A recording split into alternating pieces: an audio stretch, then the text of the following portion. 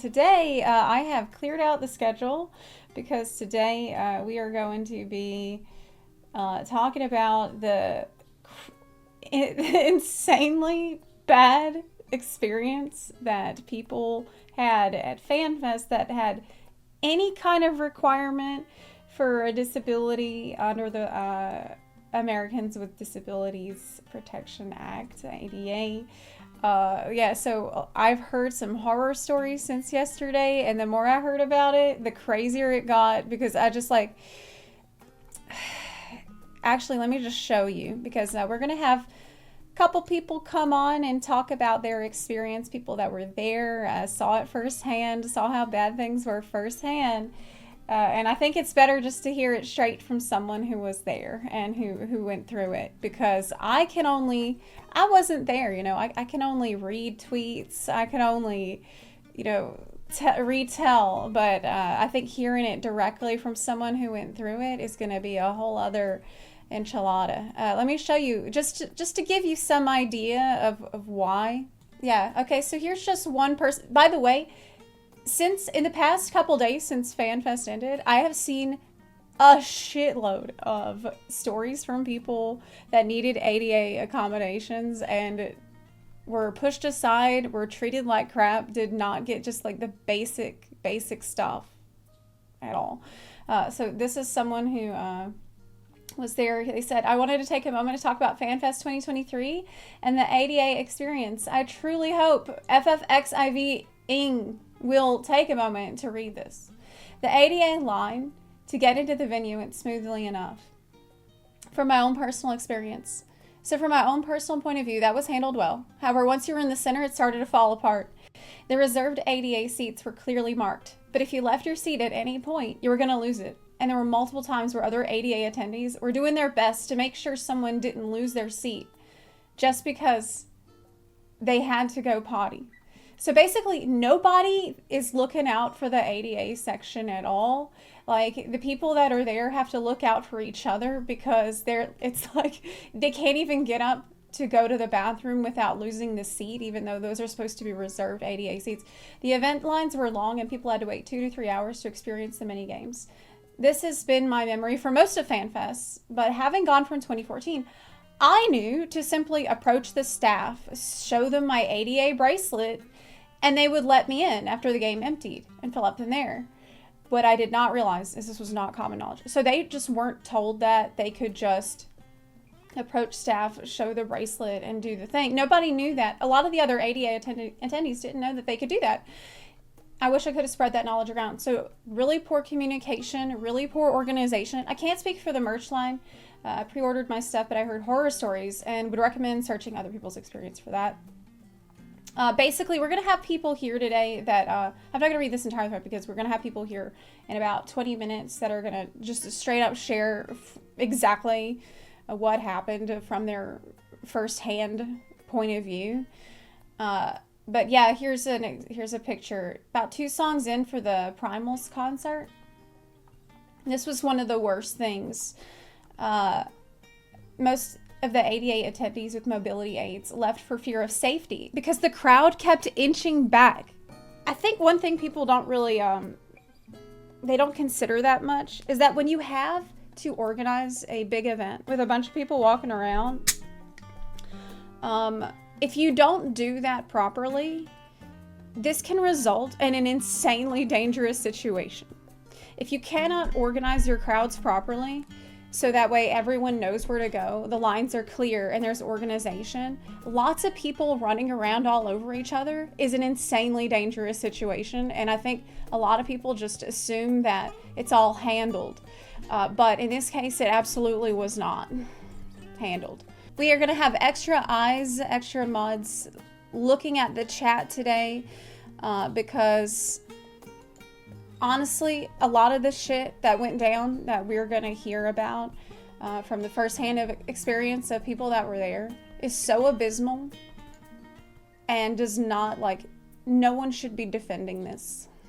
So if anybody's going to try to do bad faith arguments or act like what they went through is okay, we are not going to, I don't think we'll ban, but we'll probably do some more we'll do some timeouts and be more aggressive about that shit, because they've already had a pretty rough weekend, and you need to behave yourself and listen. Okay. Yeah. So this is not Square Enix responsibility, or was supposed to be the staff in that facility. I think that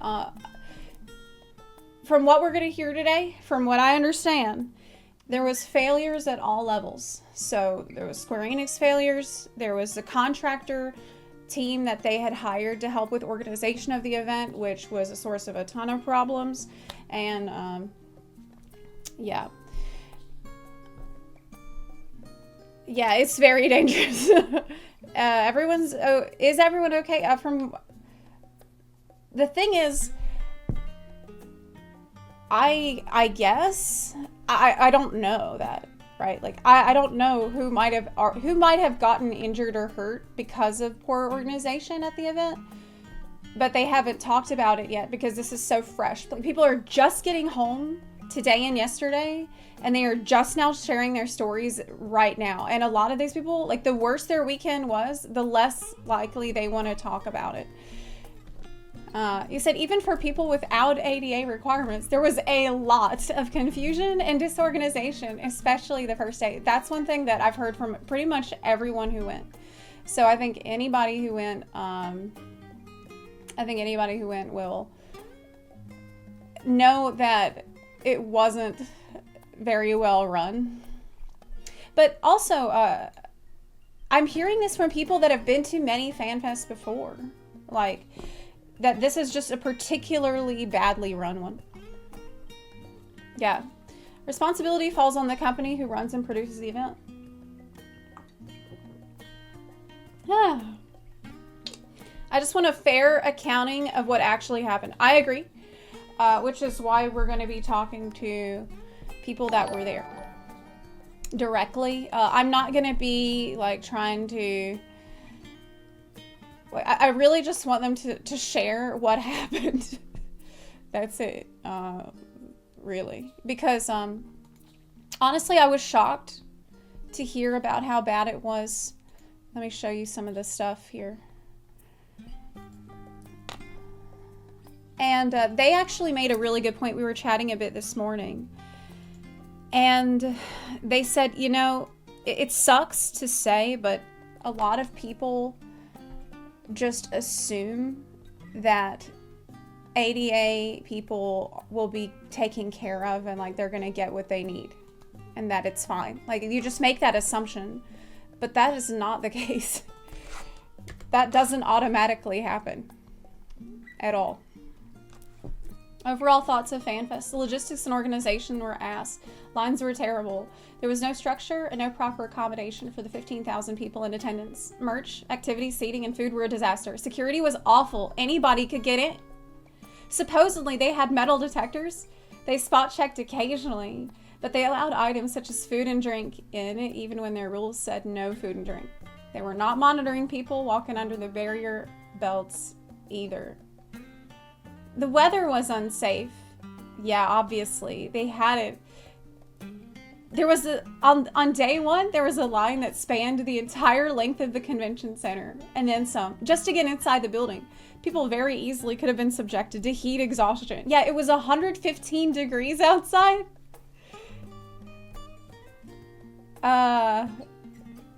Yeah. It needs work. It's so important to talk about. Yeah, I agree. It's the best way to ensure the standards are higher next time, because we got 2 more FanFests to go. We still have 2 more FanFests coming up. Here's another. Just wanted to share some stuff that I've seen just in the last day. But these stories are flooding into Twitter all weekend. Especially now that everyone's home and has time to like reflect and talk about it. As a wheelchair user at FanFest, the Primals concert especially was both unsafe. We were forced to leave early to avoid people in front knocking into me. And unfair for people who could not stand up. What the fuck? Imagine being forced to leave early from the Primals concert because there's people in front literally backing up into you. This is awful. And it cannot happen again.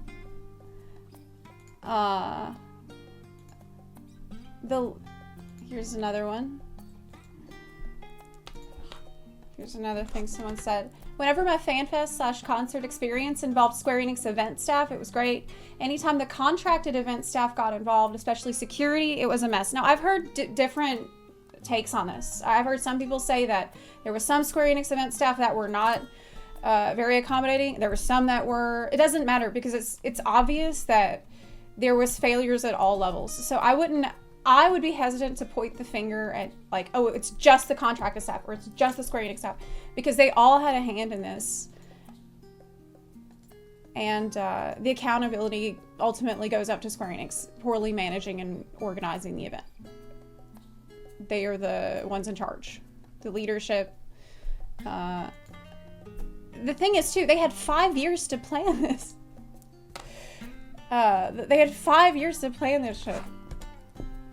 Fanfest as a concept has been amazing, but the security and safety is some of the worst I've seen, and I've been doing conventions since 2008.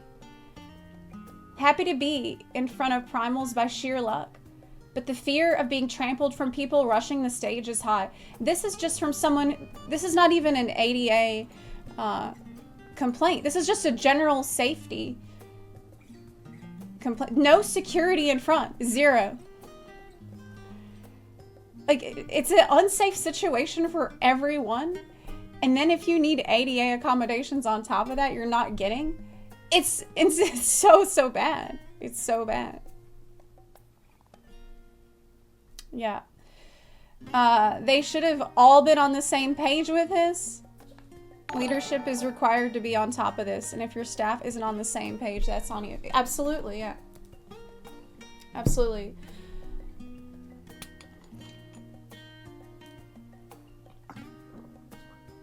Yeah. The AD spots were not in the front during the Primals concert. They were not spattered around like you think. There are pictures of people having to sit in their wheelchairs. Yeah, I have these pictures for you. I'll show you. Oh, by the way, another comment about the poor security. I need to talk about security. To enter in the morning, we went through metal detectors. But after, I left and returned twice by sliding under the dividers, no detector. I could have had a gun or a bomb and no one would know.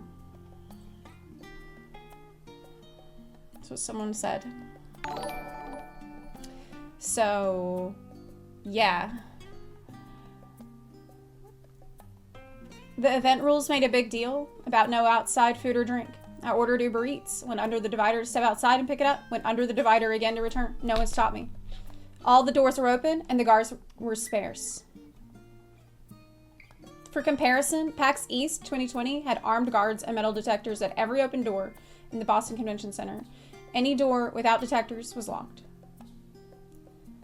On the second day of Fanfest, we went to our hotel and came back, again under the dividers. I could have brought literally anything with me. None of the event rules mattered, and everyone was so packed in, so many clusters, again, with so few guards around, that anyone with a murderous intent could have done serious harm very easily. I tried to inform someone official. A Fanfest staffer directed me to security. The security guards I spoke with told me that 2 different companies were providing security, and it was the other company that was responsible for people entering, basically ignoring it. Holy shit. Along with all the other issues with the event, I will never attend another FFXIV Fanfest or any other event at the Las Vegas Convention Center. Holy shit.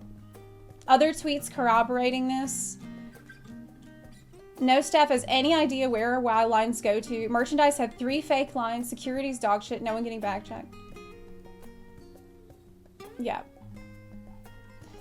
So, not great. I saw this one too. We have to talk about this so that way next time, hopefully, they will do better with your ADA. This Fanfest was horrid for anyone with a mobility disability. Incredibly disappointed. What sucked is seeing so many people say, like, I don't think I'll ever return. This is my first and last Fanfest. I, like, couldn't enjoy myself at all because I just couldn't. Here's one. We're about to, in about 10 minutes, we're going to have the two people who were there share their story, their firsthand story of what it was like in the ADA sections. Not only is it unfair for the ADA people, here's a picture. Unsafe for everyone. This is insane. If non-ADA people wanted seating, they should have been moved behind the booth to utilize the screens back here. I've been to every Fanfest except 2014, and you've never been this insane. Dozens of us were moved from seats we were in all day in the ADA section, and no one escorted us while people were rushing to the front. The fucking danger of how close people standing.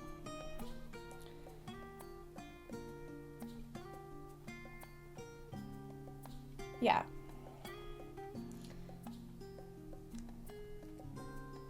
It's pretty bad. So, we're gonna get in there in a sec. Yeah, it's... Okay. Let's get the, we're gonna get the call up here in about 5 minutes. I just want to see if there's anything else that I wanted to show you before. And...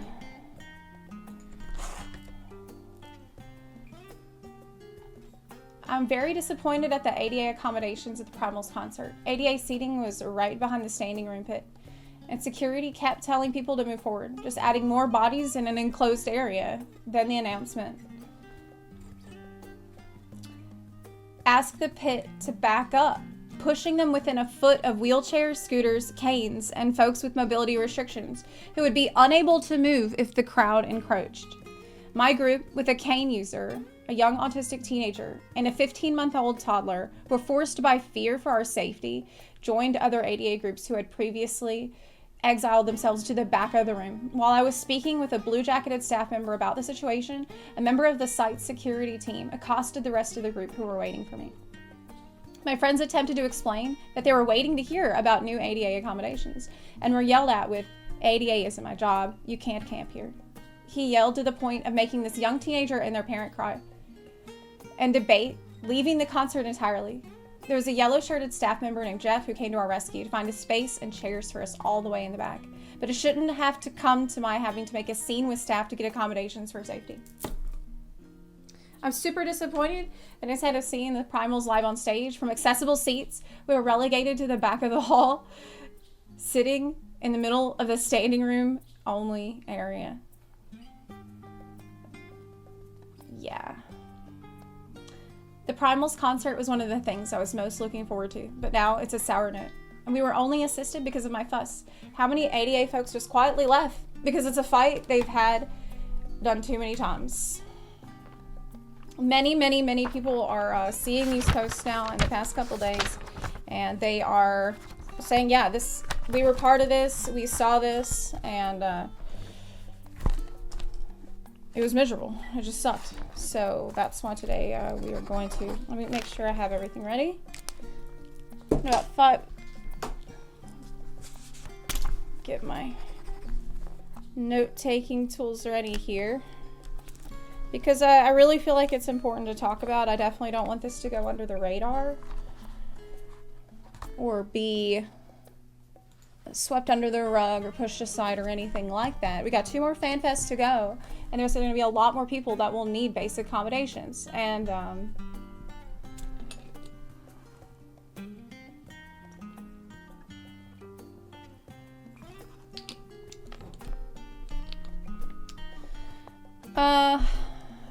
okay.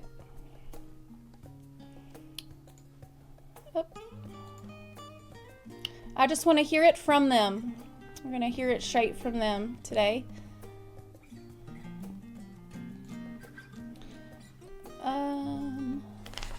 Anything else? Yeah. Countless stories. And I've seen, like, I have covered 2 Fanfests at this point, I think. Well, 2 in-person ones. I've only been to 1 in-person, and I never heard of the situation being this bad. It's just this one was particularly bad. Look, guys, I know this is a big event and everyone's under a ton of stress, but the treatment of ADA staff has been abysmal. So far, the planning for anything that isn't main stage has been handled so poorly for an event of this magnitude. I get that not every single factor can be controlled, especially for an event of this size, but at least make sure the staff are trained and friendly.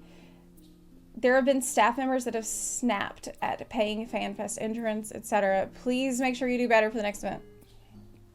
Okay, so let's try to get our friends here in the call today. So here we see the first floor plan. Restrooms. Mini games, food stage entry. Okay. ADA. Maybe?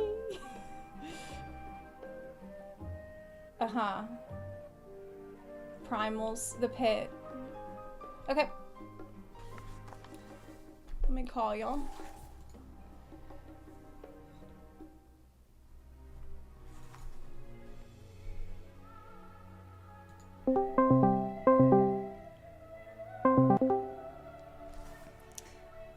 Hey.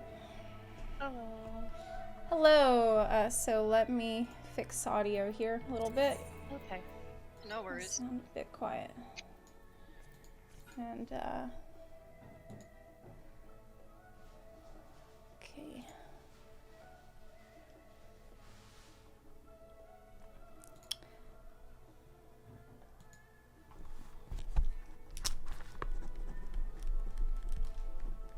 Okay, so today we are joined with Azuvi and Autumn. Can y'all just quickly maybe just say your names so that I can make sure y'all sound all right?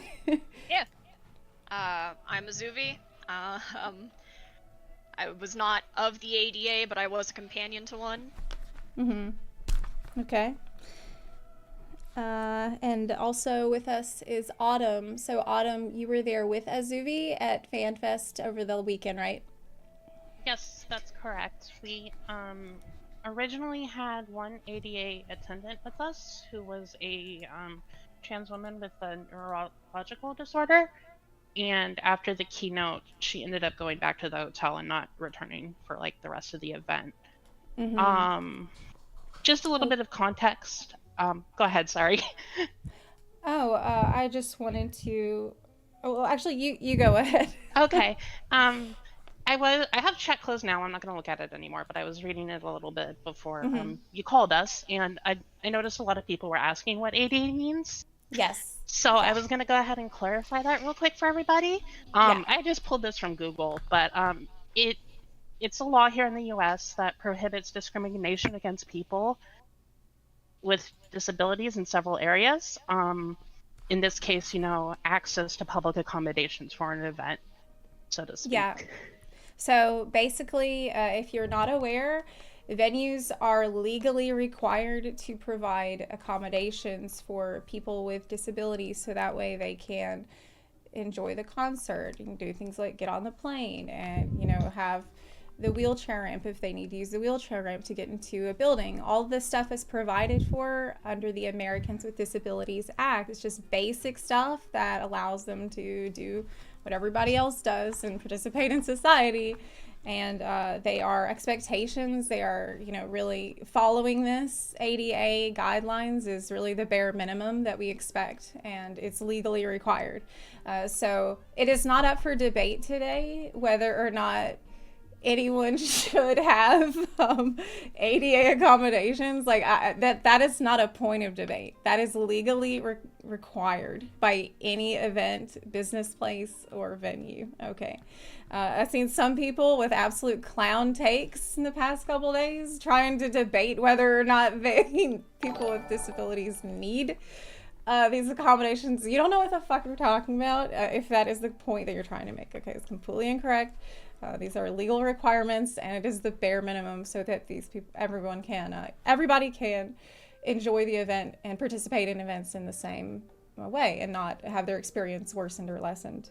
So that's what this ADA provides for, and unfortunately, it seems like at FanFest that was not really provided for at all, and so that's what we're going to be talking about here today with Autumn and Azuvi. Now, Autumn, you said that you were in a wheelchair for the entire weekend, and Azuvi was accompanying you. Azuvi, I don't know which one of you want to start, but we should probably start like before the event, because I remember there was some issues before even the event started, where there was a scare about whether or not wheelchairs would even be allowed in the venue. Yeah, so sometime before the event, it was like a couple weeks, there was a clarification post going about what would be permitted in the convention hall, what wouldn't, and among that, it explicitly called out that wheelchairs and scooters would not be permitted. And that was a pretty brief but valid scare, because first of all, no. But is that legal? Like, can you just say you can't bring not a to my wheelchair? knowledge. When I first read it, I thought that meant they had on-site accommodations for that. Like, they wanted their own approved equipment, which dubious. I don't know about that one either, but okay. Yeah. I actually remember hearing about that on Twitter too, beforehand. And I'm like, what? Why would they say that people can't bring their mobility aids to FanFest? That's so weird. I've never heard of any event making a crazy announcement like that. And then a little while later, they clarified that that would not be the case, and everyone cooled off. But that should have been the first red flag. Clarified is a tall word there. Someone actually had to get in contact with the convention staff. Oh, really? Yeah, they emailed for it to get a clarification. They said, no, that's incorrect. All ADA compliance will be followed. Oh. Yeah. Oh my gosh. So the close friend that was accompanying me, who was always intended to be ADA, there was a lot of concern about her, because she needs a wheelchair to get around, like full stop. I wasn't planned to be ADA for the weekend, but it kind of just ended up needing to be. For some context, I got COVID really early in the pandemic, and I was bedbound for several months afterward, and my endurance has been really bad since COVID. And in the 3 months leading up to FanFest, I've tried walking at least, 30 minutes every day or swimming every day to like prepare myself for it. But on the way back to the monorail from the convention center, on day 0, I started feeling really lightheaded. My vision was blurring. I was having trouble standing.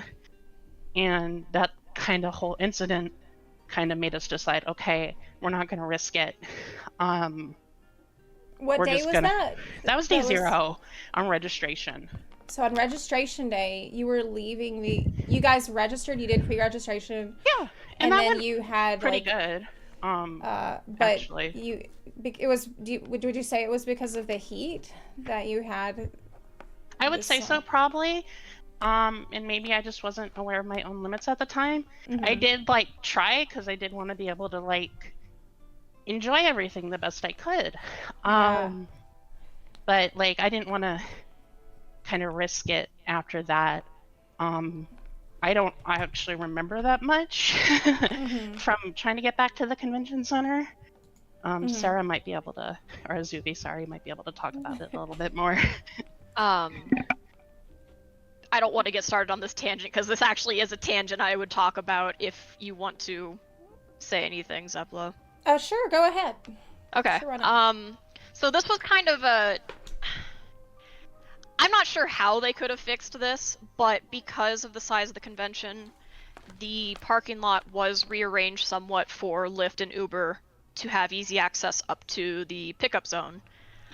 That meant it was a little difficult to actually get one outside of that, so when we had an emergency on a corner outside of their little pickup zone, I actually had trouble not only reserving a driver, but getting one to figure out where we were. So I ended up sprinting across the parking lot, finding a driver and asking them, hey, can you drive over to this spot way over here and pick up 2 people who are going to need wheelchairs?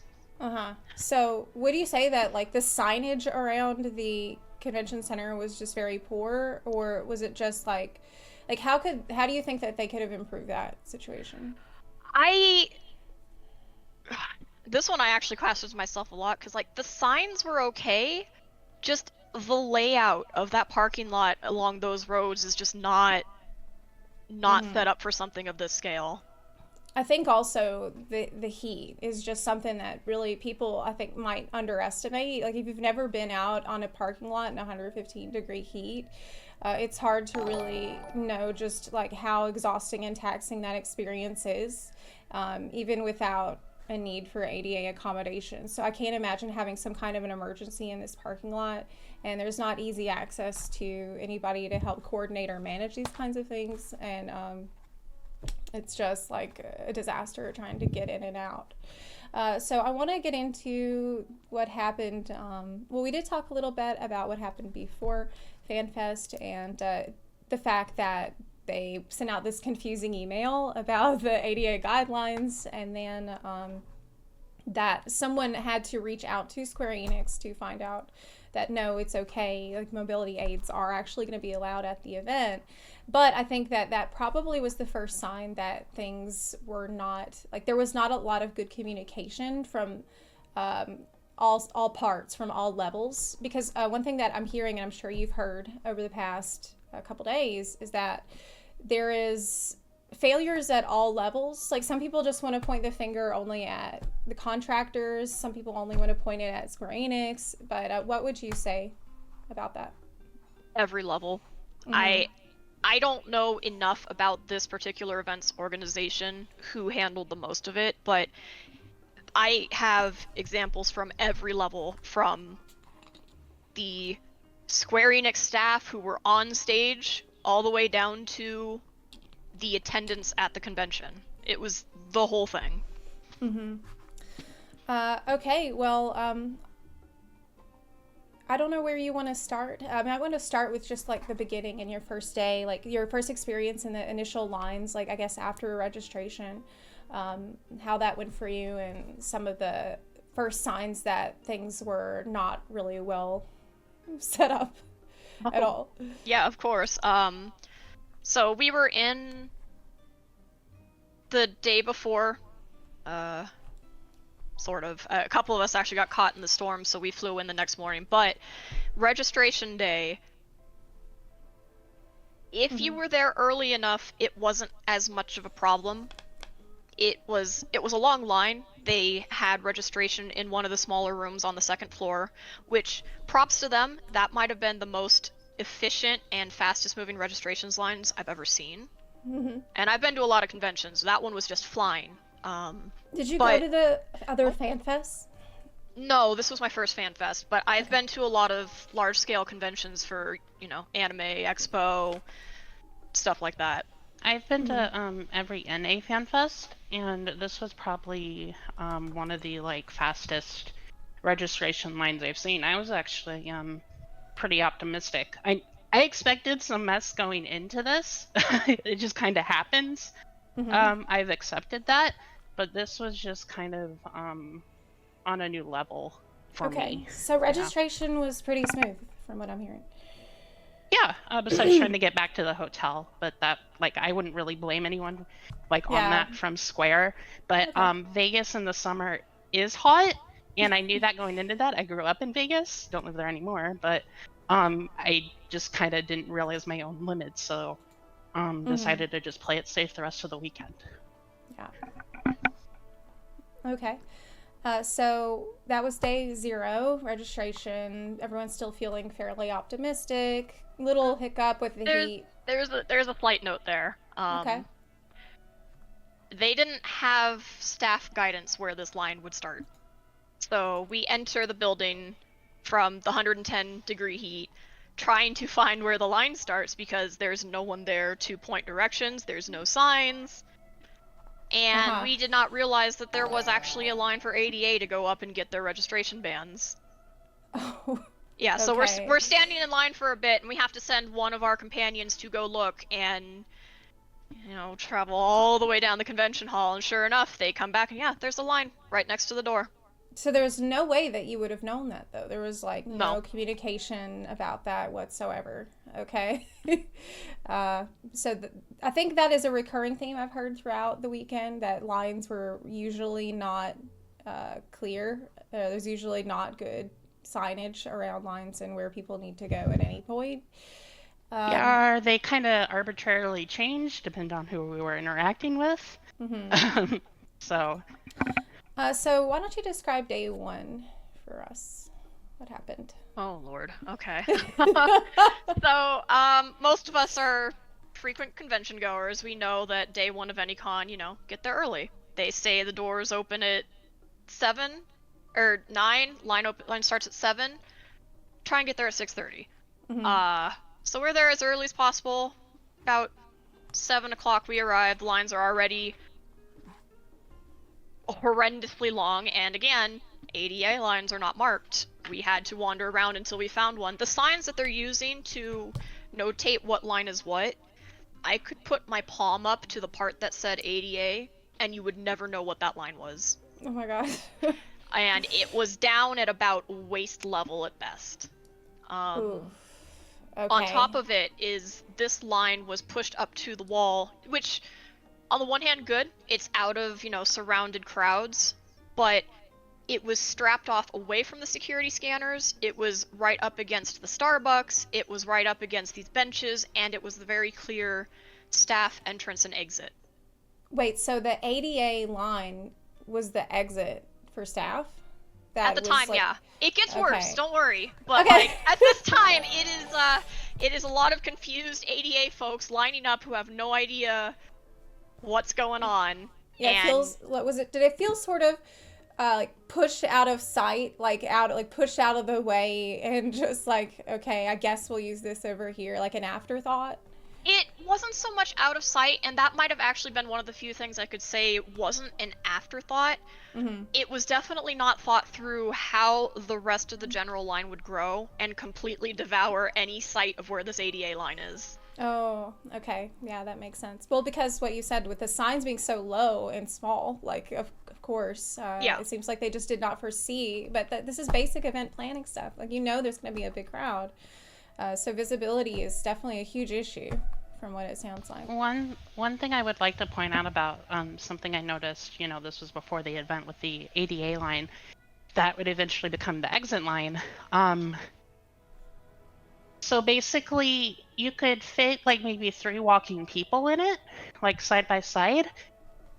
But if you have a wheelchair on one side and there were couches on the other side for people to sit, which was nice because not everybody brought, wheelchairs with them. A lot of people brought canes or what have you. Like it becomes a one-person lane, and wheelchairs are a little bit wider than the average person. So it got very cramped sometimes when people or equipment were trying to pass through. Mm-hmm. That makes sense. Okay, so that was the... So how long did y'all wait around before you found that line? I am gonna go on record and say I was already tired of this crowd, so I kind of forced us through to the security line one way or another. I was gonna find the ADA line, and we at least found it. And at that point, the line wasn't as dense.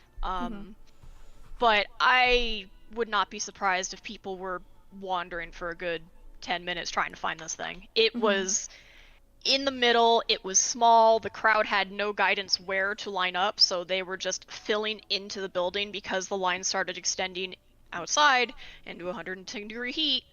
Mm-hmm. Okay, so what happened next? How did you get to your seats? How did you locate the ADA seating area for the keynote and stuff?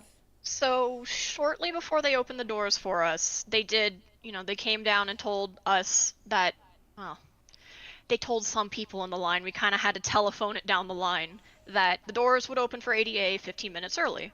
And thankfully, It was obvious which seats were ADA. When you get in and you saw the huge crowd of seats, there was a section up towards the front that was clearly marked with elastic bands around the seat that said for reserved accessibility. Okay.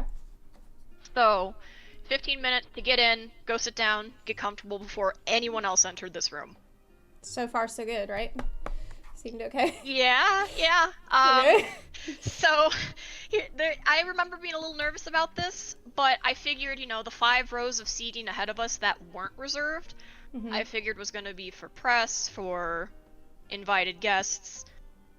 No, that was actually general seating as well. So, when the doors actually did open, the first people into the building immediately ran for those seats, as wheelchairs were still getting situated in the ADA section. Okay, so they put 5 rows of front seat general admission seats directly in front of the ADA section. Yep. For the keynote. Yep. Okay. Oh, not just the keynote. That was the whole weekend. That was the whole weekend. Now, for people that don't have a lot of experience with ADA or know anyone with this, can you confirm that this is just not normal to happen? That's not normal. I've seen it happen, but it's at the point where it's like, if it's going to happen, you need strict moderation from staff to make sure it's, controlled, people aren't getting hurt. But it was kind of just, here's your section, here's the walkways, figure it out yourself. Yeah, I think one thing that a lot of people who are not ADA or don't know anyone with ADA might not understand is the danger here. I think they don't really understand why this is a dangerous situation for people who need mobility aids. Can you talk about that a little bit? It's kind of this mixture of, a lot of people only see the visible disabilities, and that's not always the case. In fact, a lot of the ADA people were not visibly disabled. It's not just visible handicap, wheelchair, or a cane. There are still people who need space for other various health reasons. There were, extreme PTSD, there's mental reasons. ADA is explicitly for accommodations of people who will need it separate from a general admission. Right. So that's why I'm just trying to clarify this as much as possible for everyone. That's why these ADA sections are so important and why it's best to keep them sort of separate from the general admission. Is why you don't put 5 rows of prime front row seating directly in front of ADA, because you're inviting a situation where lots of fans are their eyes are gonna go straight to those front row seats, and they're gonna barrel over there and trample their way over there to get to the best seats in the house. And I honestly, yes, it is inconsiderate, but you can't really blame fans for that. This is a problem of organization and mismanagement of the event that can lead to incredibly unsafe situations for people that need these, safer areas that is provided for under the ADA. So anyway, I don't want to ramble too much. You can go on with what. No, you're fine. It's one of those things that conversing brings up the different points quickly. Yeah. But yeah, it was a floodgate opened. ADA is 3 lines in the middle of 5 prime front row seats and one of the major walkways through the entire audience in general. It's so crazy. It was kind of terrifying seeing how close people were behind us trying to walk or run by, and I'm watching wheelchairs get bumped by people trying to get through, and those are not built for shock absorption. Yeah, of course. Did you say that you didn't see did you see anyone on staff who was sort of looking out for that, security up there around these front rows in the ADA section when people were flooding in? Okay, so it was kind of a joke within our group, and I say this with all the sarcasm in the world. We saw groups upon groups of yellow shirt staff walking into the room before we were let in, and I didn't see any of them day one. The first time I saw one actively working with the crowd was day 2 He was checking on people, very polite. And the first time I saw active crowd direction in those walkways was for the Primals concert, which was an absolute fiasco. Oh, oh my gosh. Okay. Yeah. All right. People are getting bumped, wheelchairs are getting bumped, shoulders are getting knocked around, and everybody's rushing to the front. Then the keynote happens, and I guess things probably, settled a little bit. Then, can you describe what happened in the first major intermission in the schedule? Oh my goodness. Okay, so, if no one's seen a map of Fanfest, I'm gonna do my best to explain this because the size of the hall was big, but the way the space was used might have been one of the worst logistical nightmares I've seen at a convention center. Mm-hmm. So you sent me some images. I did, here. Yeah. Okay. They've situated the stage with the audience kind of in the middle. It was very easy to get to from the entrances, but after this intermission, after the keynote, after the opening ceremony, they introduced us to what was around the convention center. Behind us were these beautiful setups with like Charlayan, with Mari Lamentorum, all events for people to go interact with, play mini games, stuff like that. Mm-hmm. And then over to the side was this very narrow strip of food stalls. And then in the behind section of the main stage, but still kind of connected to the hall, was the battle challenge, which was the trial, and the merch hall. Okay. Yeah, I see all that. The moment they said, all right, we're going to take an intermission now, everyone got up and went to wherever they wanted to go. In the same hall, no line maintenance, nothing guiding them. There were no lines for the food. There were no lines for the events. It just was hell. Mm-hmm. It was hell on earth. We kind of just sat there. It's been hours since we've eaten. It's been hours since we've gone to the restroom. It's been hours since we've gotten water. Mm-hmm. We were stuck there because everyone at once had to go somewhere. Right. So I assume you probably immediately wanted to go to the restroom and find food and water. Let's first talk about trying to go to the restroom. Can you just describe what that was like? Yep. So one of those images I sent you, I circled the restrooms. Yeah. I was actually surprised looking at this map. I didn't realize there was a third one in the corner there. I only knew of the one behind the mini game things and one on the other side of the food. Mm-hmm. The food one was not happening. That was not happening. But we kind of went towards the events and the mini games, trying to get to those ones because I knew there was at least a water filling station in that area. Mm-hmm. I saw a line that might have been for the bathrooms. It might not have been. It might have been for one of the events. I don't know. Mm-hmm. We tried to go through to make sure, and there was another line that was definitely for another event. We squeezed around all the setup, and oh my god, you're looking at like half an hour to get into this bathroom that I found out later was maybe 2 people wide with a hard 30-degree angle or 90-degree angle to get in to 9 available stalls. And there was 15,000 people at the event? That is the shared number of tickets that was sold. Okay. I don't know how much of that is going to be accurate, but that was the number being bounced around. And it sure felt that way. How long did all that take, would you say? Like, attempting to go, like, did you or anyone around you manage to actually get into the restroom after all, or did you give up? No, absolutely not. No. No, it wasn't, it wasn't happening. And, I didn't really want to, like, as much do the activities, but I wanted to go, see, like, the little stage areas and stuff like that. And, I never felt safe going back there to like kind of go explore like the little setups they had for each area. And part of this incident trying to go to the restroom was like part of that. I'm gonna get on a tangent here.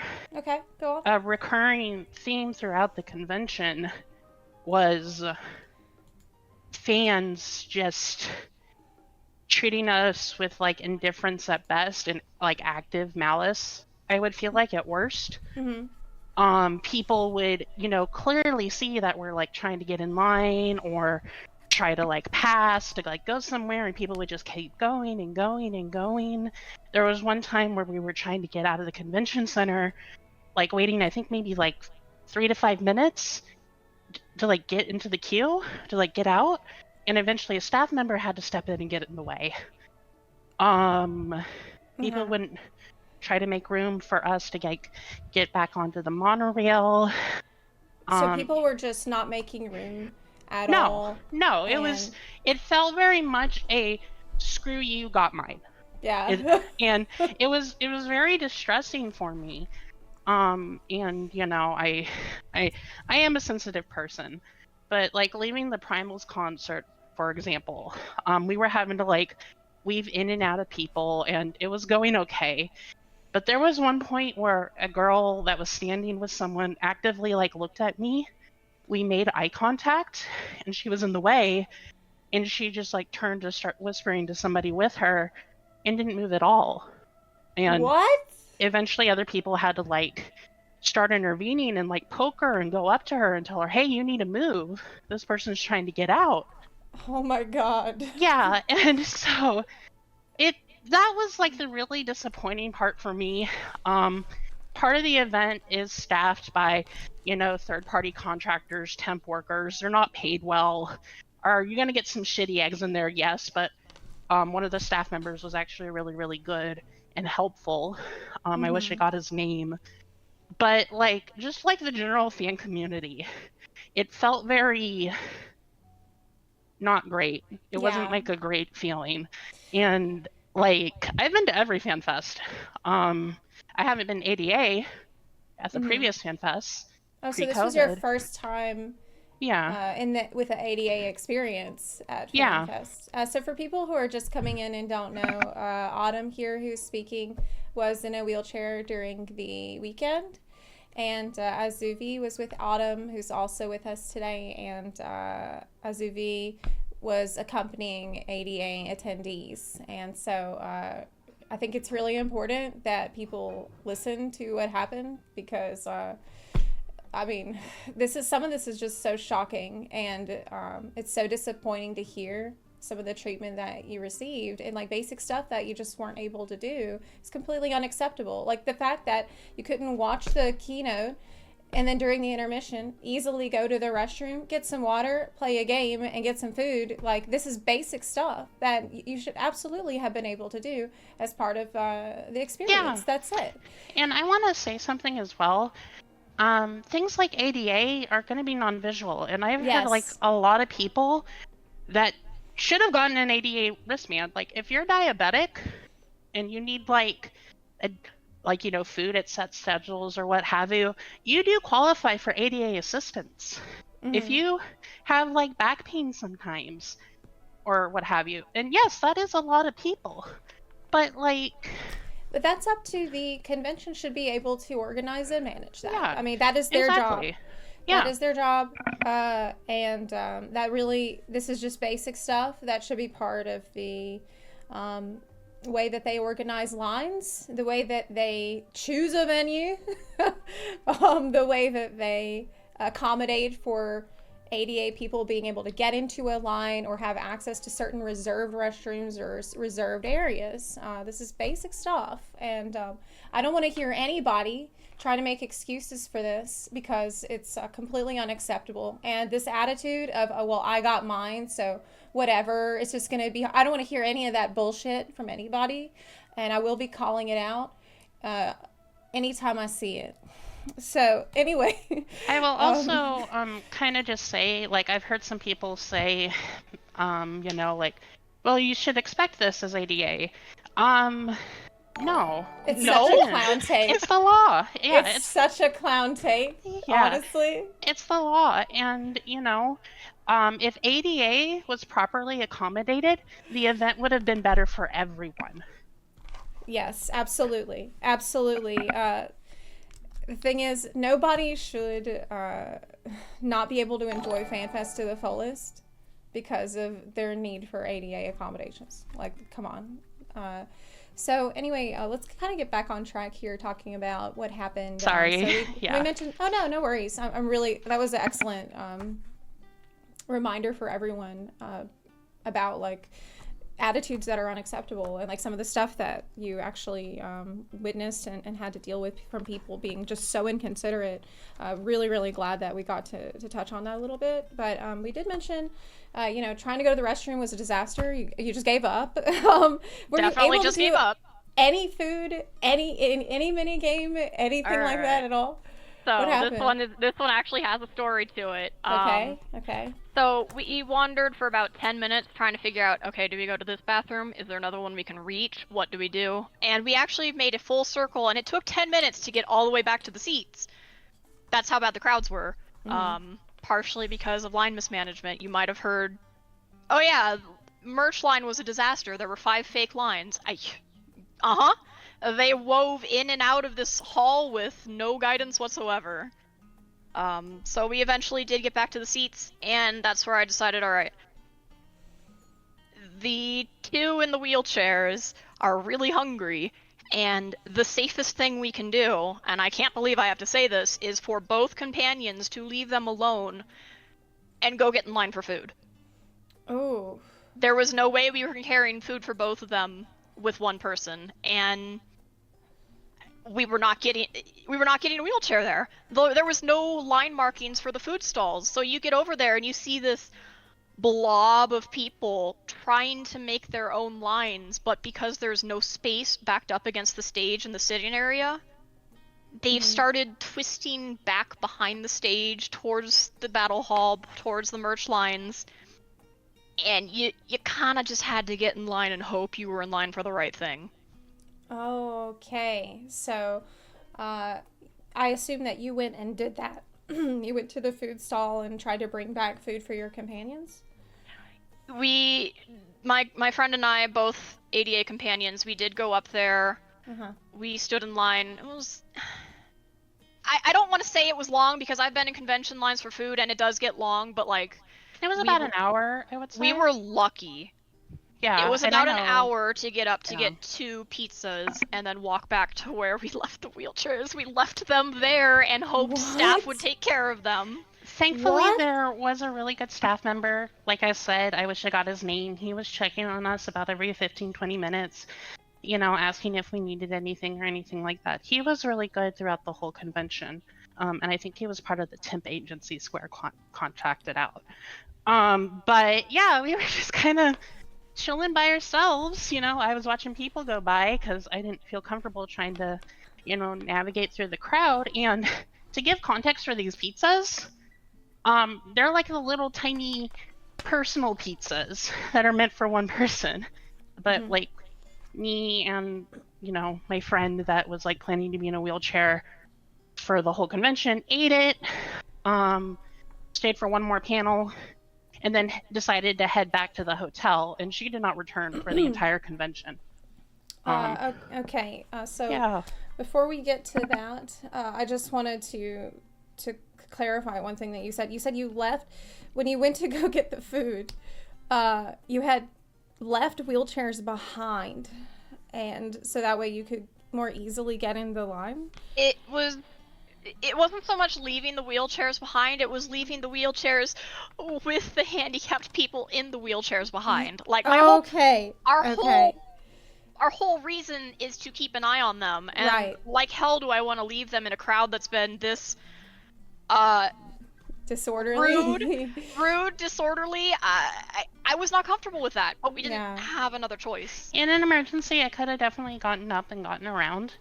But, after almost passing out in the heat on registration day, we just weren't, risking it. So what you would normally expect, again, just trying to establish, what is normal expectations for people that don't have experience with this, is with the food line, you would normally expect there to be a separate access for ADA at every line at the event. I would expect each food stall to have their own organized line, and that wasn't even happening. It was just one giant line, from my understanding. And then there were the food trucks outside, and I heard people were standing out in the 110-degree heat for 2 hours to get food for 2 food trucks. It was just it was insane to hear So it about. was just not really organized up to the scale at all that was needed. No, it felt like Square tells people they're not allowed to bring food for the event, so you needed to assume that for an all-day event, you're feeding everybody twice. True. Even if that That's so doesn't true. happen. So you mentioned that one of your companions went back to the hotel and then did not return. Can you tell me more about that? Yeah, so this was our original planned ADA for the trip. We knew she was going to be ADA. This was something we were looking into well in advance. And, when the first initial scare went out that wheelchairs wouldn't be allowed, that's where we kind of kept paying attention if we would have to contact them. Yeah. But, she showed up for reasons that I want to say are pretty obvious, but to recount, it was exhausting, it was overwhelming, and it was physically painful to be in. She decided partway through the next panel to leave the convention, and she did not return for the weekend. Can you describe to me more about some of the physical difficulties that she faced in the crowds? Well, none of us... First would be, she left by herself.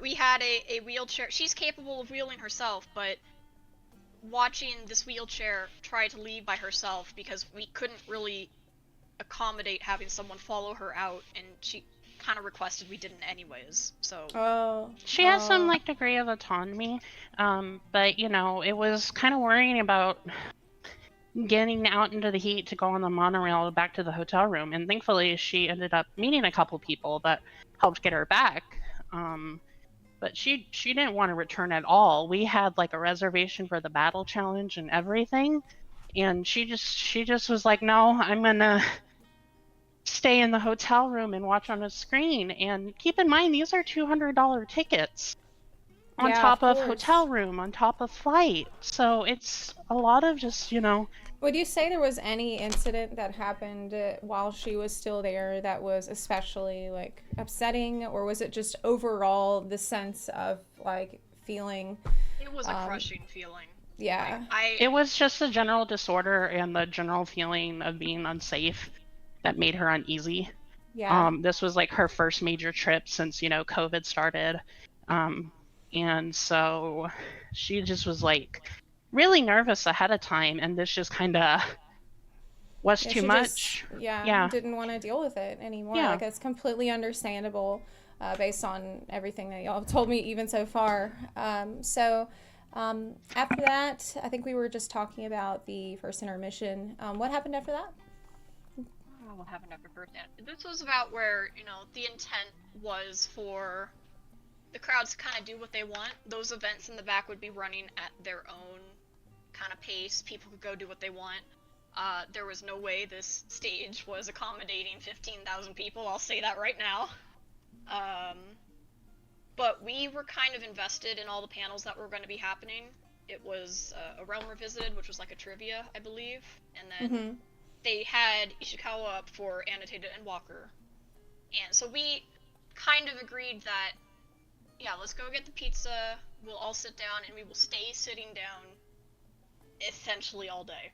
We didn't feel comfortable getting up and moving around. Of course. It's kind of a limited view in that regard, because unlike other people, I wasn't able to get up and experience the convention. My other companion, she did get up to wander, because, it's kind of sucks sitting in one place for the biggest event of your favorite game. Yeah. Yeah, of course. Yeah, we did tell her she was totally fine to get up and wander around, but it was just it was consistent when she came back and said, yeah, the crowds are ridiculous. All of these events are really choked with the crowd, and we just kind of resigned to sitting there until the panels ended. One thing that I have heard is that it was not communicated at all to anyone in the ADA crowd that you would be allowed to walk directly to staff and ask to participate in an event and bypass lines. Is that true, or did you hear about that? I actually didn't hear about this until we were preparing to leave Vegas yesterday. Oh my god. Yeah, I was informed of this yesterday, and I kind of just... We were told day 2 that there would be accommodations for ADA for everything, and we'll go into that later. But I just kind of assumed that I would have to go into the general line, and it was just kind of like a big mob back there. And it wasn't so much that I wanted to participate in the activities. It was more that I wanted to see them. I've never... NA FanFest has never done sets like this. It was gorgeous. They were gorgeous from what I could see, but I'm really passionate about Fafnir and Razathan, and I didn't get to see that whole section. And that's kind of crushing for me, which may sound silly to some people, but that when I realized that was there, I really wanted to see it, but I didn't feel safe trying to go back there, even with someone. So even with someone, you felt like you couldn't progress enough through the lines that were so chaotic to actually see the sets for that. Yeah, and the general crowds, or there was a big space in the back so people could sit on the floor. That was a nightmare also to get through because there was no indication for a passing lane for people to walk through and stuff like that. So I just I hoped maybe at the end of day 1 I kind of hoped maybe that I would have a chance maybe day 2 to go do that. I've been to, I was hoping I would get a chance to go up to the signing wall. I've done that every FanFest, and I didn't get to do that this FanFest. So that's, so it's just kind of like. So you were just chilling in the ADA section waiting for the next panel after the first intermission, is that correct? Essentially, yeah. Okay. So I assume that once everyone sort of returned to their seats, that whole thing happened. And then you mentioned something earlier. I think you had mentioned the security being kind of non-existent. Do you want to talk about that too? Okay. So this one's going to come with a few interesting comments that I can't verify because I was following this from Twitter since I could not get up from the seats. But yes, every time that I had to pass through security, personally, it was a very different experience every time. First time was, hey, we're going to check your bag. They showed a flashlight in it, and we were fine. Second time, they just waved us through. Third time, I had to put the bag through the scanner. I've heard a lot of people say it was the person running that one was actually kind of really rude. Like, it kind of spoke in a very infantilizing way to people who were handicapped. Oh my god. Like speaking to them as if like the scanner was big and scary to them. It's like, no, we literally don't know what's happening because every time we come through here, it's a different story. Oh my god. And but it was not safe. So the scanners were all in front of the big main entry to the hall. The rest of this hallway outside of the hall, the quote-unquote not secure area, it was kind of divided in half for the secure area, but if you were to follow it all the way down, you could hop that wall easily. There was an entryway, all the other ways on the other side.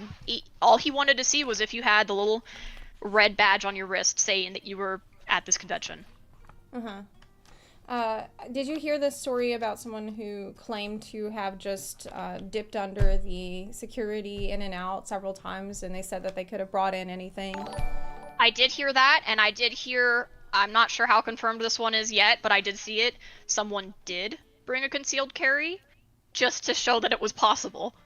I have heard that rumor as well. I don't know if it's true. I don't know how true it is, but the fact that I could believe it without even questioning it, it was concerning. that bad. Yeah, it's concerning that you would believe that could happen based on what you had seen at security or lack thereof. So, so after that first day, how was everybody feeling? Probably not too good, because it sounds like you were not able to go to any mini games, do the restroom, or anything. If you want to fast forward, that's fine, but there actually still stuff happens. Sure, go on. Sure, so go this one I would have to get in contact with them. They're in my thread. I've been compiling experiences from people who were in ADA or around it. Okay. But during this first day, there was an altercation in the quiet room where a staff member yelled at one of the ADA, who... So first, can you explain what the quiet room is? Yeah, so quiet room is one of the very few rooms they reserved on the second floor. It is exactly as it said. It's for attendees to go up, sit down. There's no events happening up here. It's pretty low energy, and you know, it was actually pretty great. I think more conventions should have that. I don't always see that. But the requirement there, you know, be quiet. Right, of course.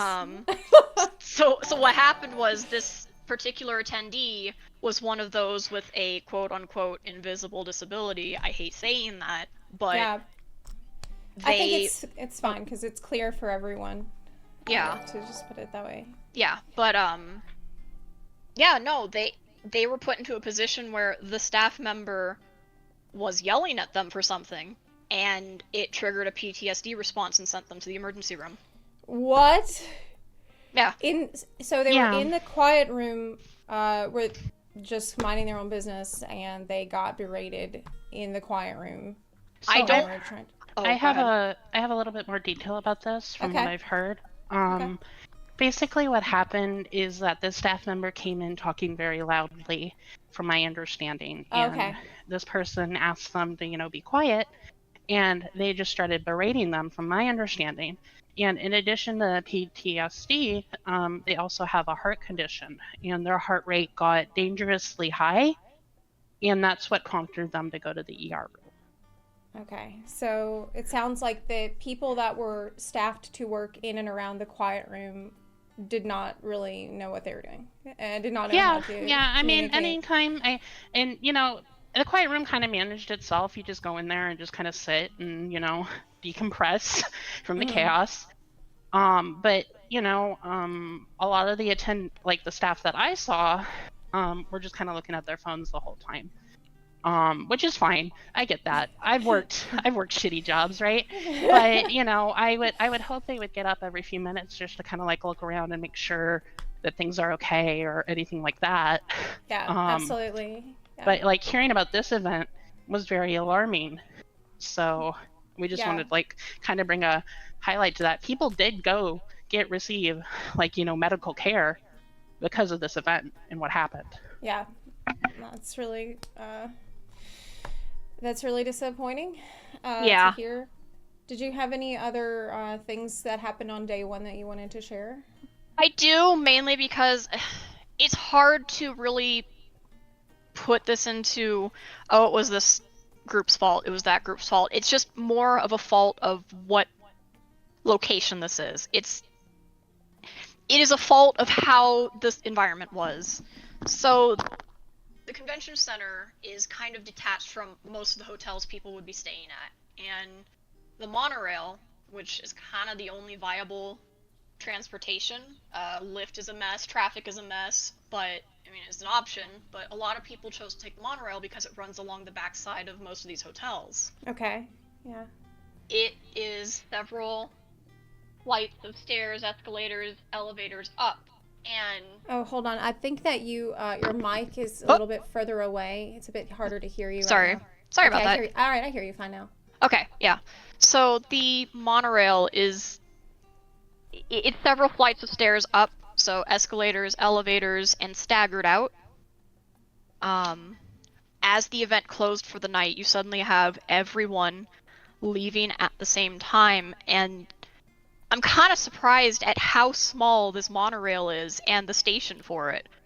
So we are all in line trying to get through 3 ticket booths that are, you know, scan it, the gate opens, you can walk through. It's getting backed up so fast that someone had to come over and hit the emergency button on the escalator because people were not stopping.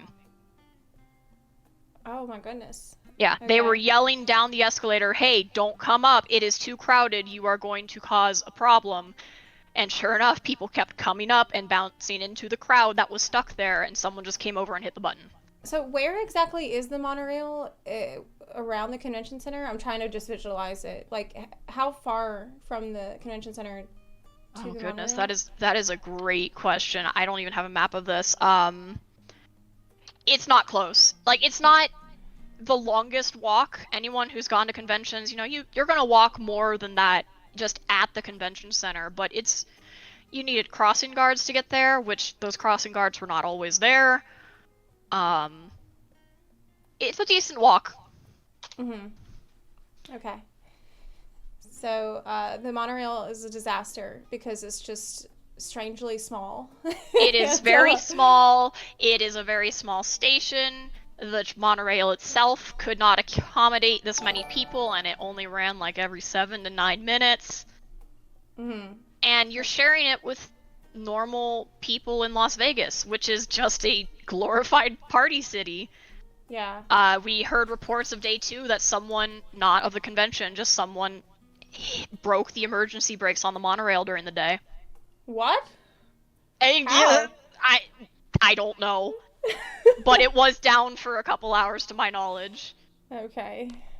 So it sounds like really jank, like more jank than I would have imagined. Like when I imagine Las Vegas monorail, I'm imagining like huge subway system, but that's not the case at all. Not at all. It's actually like a really jicky jack, crappy little monorail that's not really big enough. It's like a knockoff Disneyland monorail. It was bad. God. Okay. I think that's a surprise for a lot of people. Yeah, I wouldn't. It was dinky. Okay. Yeah. All right. So you made it through the monorail. We made it through the monorail, and I can officially, that was day 1. We got back to the hotel, and we were just done. Okay. So you had a pretty exhausting day, and then what happens day 2? Okay, so day 2 is where a lot of people will be complaining. Most of it is towards the end of the day. The start of the day is kind of the same stuff, but there was, a major improvement was they, instead of letting the line back up outside the convention center to go through security, they let people go through so they could line up in the side convention hall. Okay. So, good thing, it's moving quickly. Bad thing, they weren't doing security. Oh my god. Yeah. Well, so the security is even worse than day 1 on day 2. Okay. Yeah. All right. But yeah, no, other than that, it was kind of the same story. Everyone had to get there at 7 for the line. Doors would open at 9. This time, they tried to announce to the ADA line, what was going to happen. I joked about this at first because it seemed ridiculous. We knew what was going to happen, but it actually ended up with a lot of confusion. The person, the staff in charge of telling us this announcement, he had a mask on, which, great for him. But we couldn't hear him. He was up at the front of this ADA crowd yelling, but we could not hear him for where we were, and we weren't even in the back of the line. And when I yelled at him to, hey, can you repeat it for those of us in the back of the line, he didn't. So 2 other people from the front with way louder voices were able to project it back for us, and one was actually coming back to tell us, and that's where we learned. So we know merch line was a mess day 1, and ADA didn't have a line. So what's going to happen today is there will be an ADA line for merch, and you will not need a merch ticket to get in line. Okay. And so they told you there's going to be a special ADA line, and you won't need a special ticket. You can just go in the line and get your merch. Yeah. That's what you were told. That's what we were told.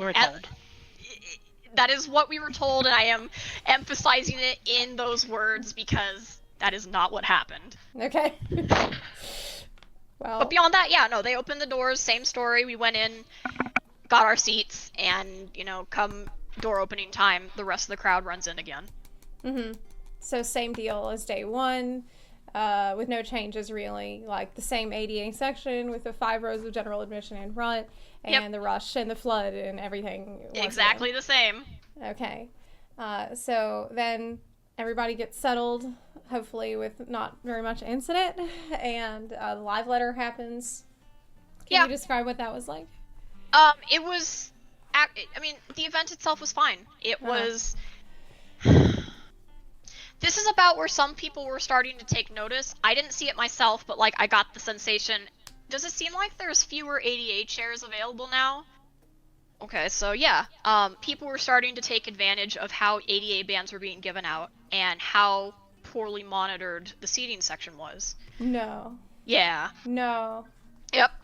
A lot of people were able to just kind of come in and sit down. No one was coming to check bans. People were removing the elastic sleeves that said reserved to hide it under the chair. Oh my god. What? And there was no staff to watch it.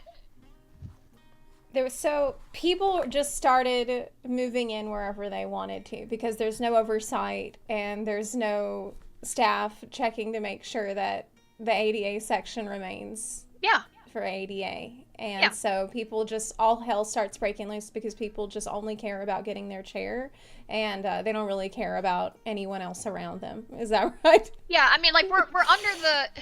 It's good that we were let in 15 minutes early to mitigate this, but as the day would go on, that's kind of the trend that starts happening. If there's an open ADA space, there suddenly became this chance that it actually wasn't going to be occupied by ADA.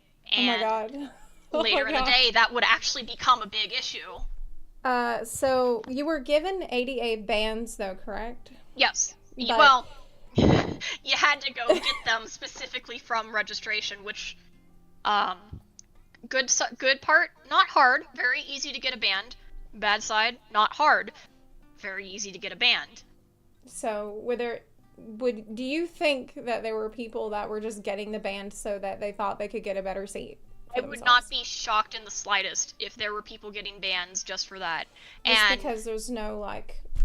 Yeah. How is that normally handled at an event so that they make sure that the right people get the right bands and everything? I genuinely don't know, and I'm not sure how well you could do that. I'm not as familiar with ADA accommodations to that depth, but I think a lot of it would have been mitigated if this organization was better in any way.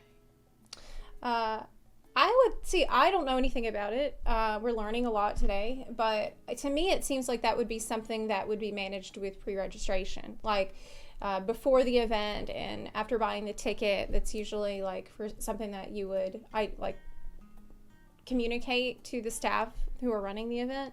Then through that be able to get that documentation sent in and stuff to just make sure that the right people are getting the bands. I'm hesitant to agree with that just because I've spoken with so many people who didn't have documented ADA needs. Like what happened to Autumn, that happened at the convention. We would not have been able to send in paperwork for that. Our other friend who was ADA doesn't have a documented illness, but it is so debilitating she would not have a choice. Right.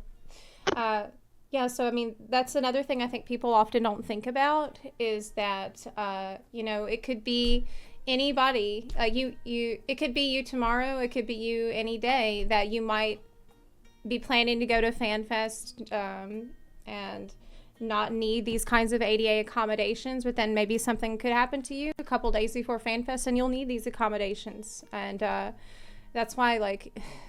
You shouldn't have to think about it that way to care. You really shouldn't. Really shouldn't. But I do have to say it because I feel like people have a tendency to think, well, out of sight, out of mind. That's not my problem. That's other people's problem, and those people are taken care of. Well, they're not, and they definitely were not at FanFest this time. And regardless of however the ADA attendees were verified or whatnot from staff, I feel like that's a far cry from even the basic stuff that should have been going on with, it sounds like there was no staff even looking at the ADA markings taken off of chairs and people just rushing into the ADA section that was sort of jumbled in with all of the general admission too. Like that's basic stuff that you don't need to verify for whether or not that should be happening. It just seems like there should have been a lot more oversight. Yeah, and I genuinely only saw like one, maybe two staff members that entire time monitoring chairs. And monitoring is a loose word because they only kind of showed up when things were happening. Okay. Did you feel like it was understaffed by Square or Like, what was your experience really with the yellow shirt people versus the contractor people? Would you say? So Yellow Shirt were the contractors, from my understanding. They all came from like the temp agency. An overwhelming majority of people were contracted out for this event, and a lot of them were pretty good. But I have, we had experiences with some that were pretty rude or just kind of contradictory or sometimes, and I have heard other things which I know people might take with a grain of salt. But like when there's so many like stories, you have to acknowledge that something went wrong here. One thing I'm hearing a lot is about this sense in the ADA section, as loose as that got on day 2 especially, that you kind of felt like you need to look out for each other and like fend for yourselves out there. Can you explain that? Talk about that. Yeah, so in the earlier part of the day at least, we were still all just kind of, it seemed bare minimum. I say that with like quotes going on and the bars on the floor. But like we were just making friends. But it was towards the latter part of the day that it became very clear that, wow, absolutely no one is standing up for us here. So yeah, we did in fact, by the end of the day, you're seeing it now, we are trying to keep in contact and get things talked about because that's all that happened. So later, you said that a lot of the issues happened later in the day, but is there anything that happened like before the Primals concert that you feel like is worth? Yeah, I'll go over a couple of things. Again, it was one of those we're probably just gonna stick to the panels, but so the whole merch line thing is, I did mention we were told, hey, there will be an ADA line. You don't need a merch ticket for it. Yeah. 30 minutes into live letter, our little app sends out the notification saying all merch line tickets are gone and ADA will be required to have a ticket. What? Yeah. So that's what we weren't told. Yeah. So you were told there would be the ADA line and you would not need the ticket. But then in the middle of the live letter that you're just trying to watch and enjoy, you get an app. You get the app sending you the notification saying that, oh, just kidding. You do need the I'm actually gonna send you the screenshot of this. Okay, let's see it. It is exactly that. Oh my god. Let me show this to the stream here. Yeah, like it's comical how I worded it, but that's what happened. That's exactly what happened. Let me show on screen here if I can.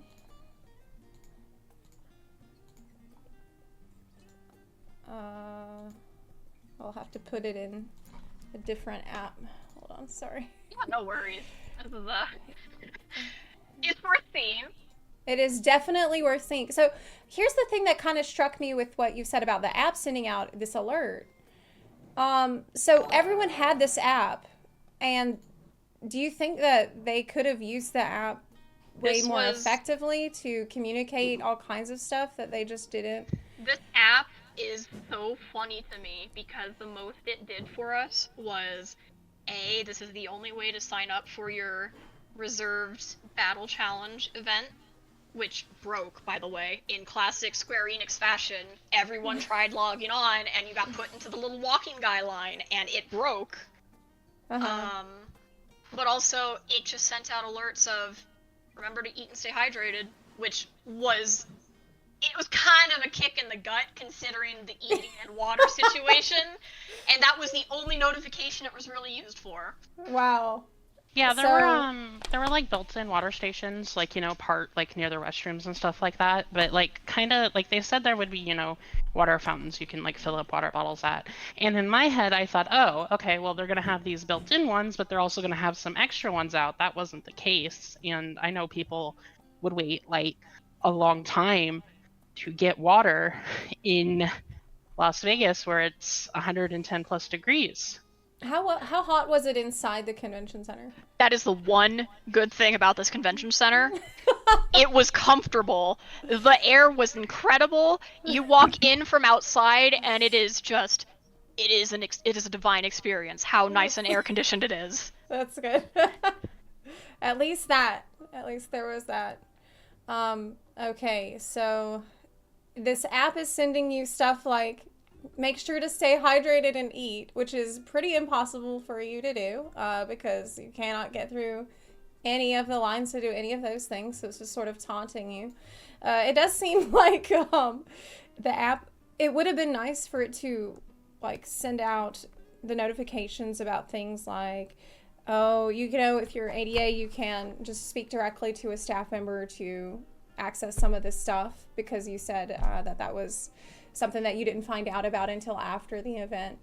Like basic information, I think could have been forwarded a lot easier using this app, but instead, during the live letter, you said that this is the message that you got. So how did you feel after being told that you wouldn't need you wouldn't need a ticket to get to the merch line, and then you get this notification on the app? I was just like, oh, okay, well, you know what? Actually, this makes more sense, was what I thought in my head.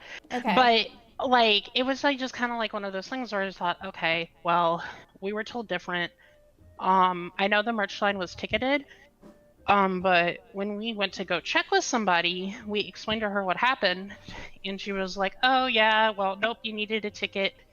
Oh, well. That was, like, kind of basically it. And I didn't really push it.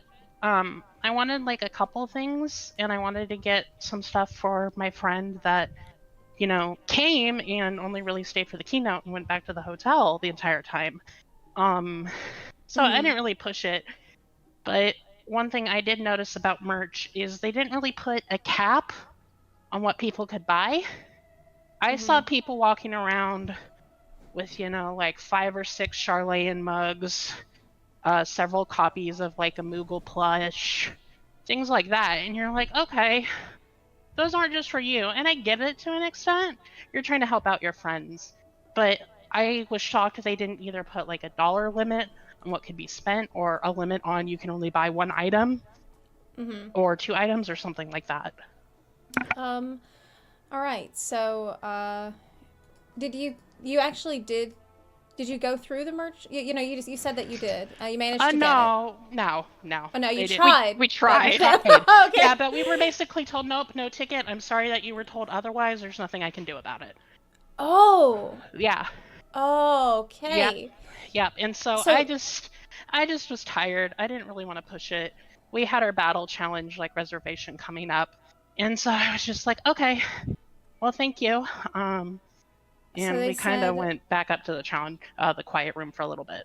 So it was completely impossible for you to get a ticket to go in the merch line, even though earlier they told you that you would not need a ticket. I blame it on miscommunication and disorganization, but from our perspective, it sure felt like they said, yeah, you can get a ticket, but like you won't need one, so you can just go up there, and then going up there and being told, where's your ticket? Yeah. Like, we were told completely opposite things, and ADA just didn't get to go. That's horrible. So, I mean, again, you're completely right. This is an issue with communication and just stuff not being explained. Like, honestly, a lot of the stuff, like, however the procedure is going to be, that should have been very clear, even, I think, before the event. Like, they should know exactly. Like, they should have been able to send you an email or a notification or anything to let you know, hey, Fanfest is in a couple days. If you want to get merch, here's the procedure for that.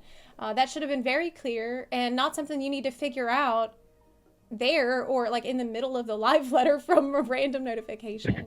So a late notification. Yes, a late. It as I understand it, they ran out of tickets like 15 minutes before that. Yeah, that's really, really unfortunate. So like you've already had a pretty rough time, and then it's just like insult to injury because you felt like you'd been lied to, I assume. Yeah, there was one thing that I noticed that I felt was really basic in a situation like this. I know we all have phones and stuff, but nobody had a walkie-talkie the entire event, which I felt was like crazy to me. I didn't see a single walkie-talkie the entire time, and so many things could have been easily cleared up or taken care of with something like that. Yeah, that is something you normally do see at events, so that is odd that they didn't have it. Okay, so you failed to get the merch.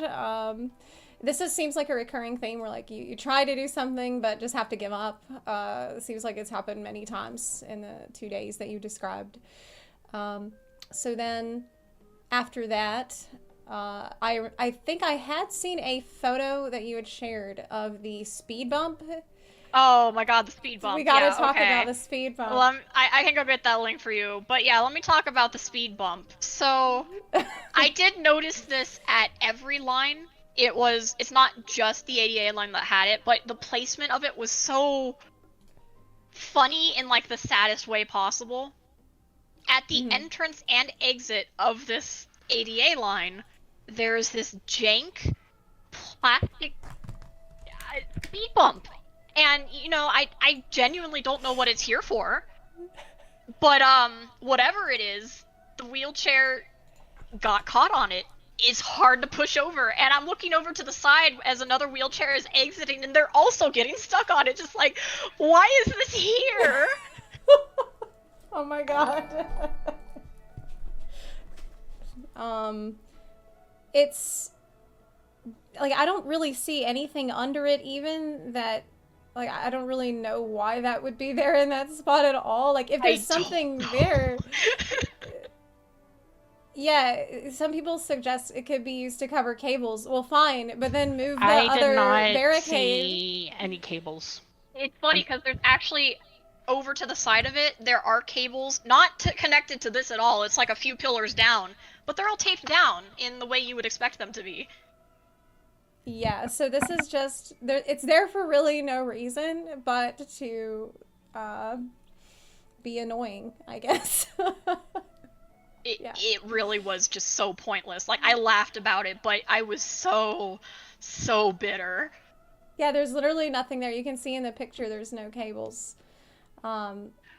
So all of this wrestling to wheel over that bump, and we get up to the front of the ADA line, and the group in front of us is like 5 people with not a single ADA band between them.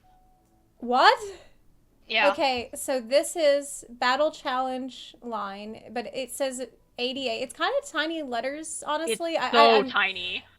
I wouldn't be surprised if a lot of people just saw Battle Challenge and just like race on ahead. Because honestly, I hate to say it, but we've actually had a lot of people ask today, what is ADA? Yep. And so people probably just like don't even know what that means. When they just see Battle Challenge and they just race on ahead, which is not okay. But it's just, you know, part of the poor communication, poor signage, and poor different lines. Because I don't really like if you were just here, where's the arrow pointing to the other line for not ADA? Like, and I see what you mean. By the way, earlier you mentioned the signs being very low, and this is pretty low. Yeah. Too. I'm going to make my best guess. So the line on the left of it, that's definitely the general access line. I don't actually know where that started. I tried looking. I think it was up towards the tables themselves, but I don't know. Okay, so did you make it into the Battle Challenge? Yes, we did actually get into the Battle Challenge. It was probably the most well-organized anything. I mean, it was very simple. You know, someone was up there putting parties together. Once a table opened up, you go, and it was fine. That was honestly smooth. Well, you said something that was very funny. You said it's hard to mess up the one thing we all know how to do. Yeah. Party up and play Final Fantasy XIV. That's funny. Yep. But so I'm glad at least that went well. We got to do at least the Battle Challenge. So what happened after that? I guess it's around lunchtime. We had some time before going in for the language of creation panel, which is like, that was the big one for us, and I know a lot of people as well. But we decided, all right, we're not doing the food trucks. It's 100 and some degrees outside, and I guess at some point they ran out of food. We already tried the food stall experience, and we're not doing that again, but we were told about this cafeteria that was right in the convention entry hall there that no one went to. I don't know how people didn't go to it because it was massive and it was empty, but there was like actual food there. Okay. No one was told about this, I guess. I don't know, but it was outside of the security line. We just said, all right, we've got some time to kill. We're gonna go in there, get food, and kind of treated by shit by the staff there too. So How so? Can you yeah. describe? So one wheelchair, two companies. One of us, she went to go find a table for us, and it was me and Autumn here navigating, the wheelchair with all the food, which is not an easy thing to do. So I'm sitting here trying to juggle food for the two of us between, her lap so I could wheel the wheelchair, and one of the cashiers watching us very clearly with this is tisking at us and telling us to hurry up. What? Yeah. Oh my god. I was fully ready to get into an argument there, but I couldn't. I was tired. That's understandable. Okay, well, you managed to get food this time. I assume that on day 2 you did manage to get to the restrooms as well, but on day 1 that was not possible. Day 1, that was not possible. Going to the restroom had to happen in the upstairs area that no one really went to, which was a hassle to get to, but at least we could go to the restroom. All right. Okay, so then you get back. There's the language of creation panel, and then it's all. I think after that was the Primals concert. Is that right? Yes. So here's where things started going wrong really quickly. So when we came in for the language of creation panel, and this was going to be a pretty hefty panel. I think this was the 2-hour one.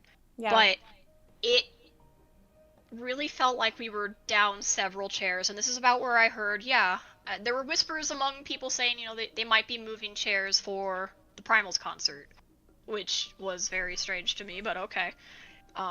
But we couldn't find seats for ADA people now. We had, me with the wheelchair, there was this elderly woman with a walker, and she was trying to find a place to sit, and we just kind of looked at each other with this look of disbelief. Another group behind us. Yeah. By the language of creation panel, because you had left to go get lunch, but then when you return, you find that there's even less ADA seating. It's slowly falling away every time you come back. It's slowly falling away, and so far no chairs have been removed yet. It's just somehow there is less and less sitting for us. So we can assume that either staff is moving chairs away or fans are grabbing chairs and putting them where they want. It was very much people are sitting down, probably do not need the ADA, or if they do, they weren't in the group, so I'll give them that. But point is, the ADA chairs were filling up. There was not enough space for everyone, and this poor yellow shirt staff member, which is the only good of the convention, is running his ass off trying to find seats for everyone. And he had to actually talk to each of us in a line, run down the walkway, find an ADA seat that was still open, run back, get the person, run over and accompany them to that seat again, run back, talk to the next person, try and find them a seat. So talking about the visibility of the ADA seating, how difficult do you think it would be to identify an ADA seat versus a general admission seat for someone who's not ADA, who's just looking for the seat? Do you think that they were just sitting down because it's hard to tell where ADA begins and where general admission ends? It was as obvious as could be. Okay. They were white chairs with a elastic strap that would go around the back of the chair. It was about 10 inches wide, that said reserved in blue for the handicap. This is reserved, do not sit here. And the only way you're gonna sit there by mistake is if you're not doing it by mistake, or if that sleeve has been removed. If the sleeve has been removed. So if they remove the sleeve, does it look like a regular chair? Yep. Yes, it does. Okay, so that might be what ended up happening with a lot of those seating if nobody's looking at it, which is really, really unfortunate. So Um, After that, we can just continue on. Yeah, so, the panel itself was fine. It is after the panel ended that they were going to begin the Primals pre-show setup. This is what ADA has been talking about all weekend. This is where everything went wrong very fast. We watch as various staff members, not yellow shirt, this is where blue shirt and security, black badge, we have to call them by these quote-unquote nicknames because we don't actually know who was who. It was very hectic, very confusing. Point is, they came in and they very quickly wiped out the chairs in front of us. Like, all the non-ADA seats were gone. Oh my god. Okay. As they were doing this, people were very quickly filling up in that empty space because this is going to be the pit where people are going to stand to watch the show. Concert pits are terrifying. I don't want to be a part of this. They're dangerous sometimes. And I'm watching very hyped up people running past the ADA people to stand in a pit in front of them. Yeah. And so we've got... I sent you a picture of what the setup would be for this. Yeah, I think I'm showing it right now. Okay, yeah. So what happened is they started with the unmarked chairs ahead of us, those 5 rows of general admission seating. Got wiped out, none of them really fought for their seats. It was when they got to the ADA that the security started coming up to us saying, you need to move, we need to prepare for this concert. So security came up to the ADA section and told you to staff, move. The general amorphous blob that was people running this event were telling us we need to remove the seats so the concert can proceed. Oh my god. And, our group of ADA are looking around, we're kind of like quietly confused and not moving. Right. Some people are getting pretty stressed out because what the hell? And a couple of us just kind of resigned to, we're not gonna move, so they have to physically come pick us up if they want us to move. Not only before this, you're already losing seats. The seats are disappearing. You have to fight for your seat to keep it. And everybody in this section is looking out for each other because you can't even get up for 5 seconds without somebody taking the seat away. And then whenever they're getting ready for this Primals concert, they just tell everybody to get out and, screw you. Yeah, and any time that someone in the ADA sections who was not as committed to sitting down, because, they're being told to their face, please get up, we are moving you. The moment they got up, that blue band was taken away from the chair and the chair was folded up. Yeah. What? Yeah. Oh my god. Yeah, so a lot of us were on edge. A lot of us were starting to get upset, and a security staff, I don't know, he was wearing a blue shirt with a black badge, and God, I wish I had his name, because he came up and told us, again, you need to get up, we are moving you.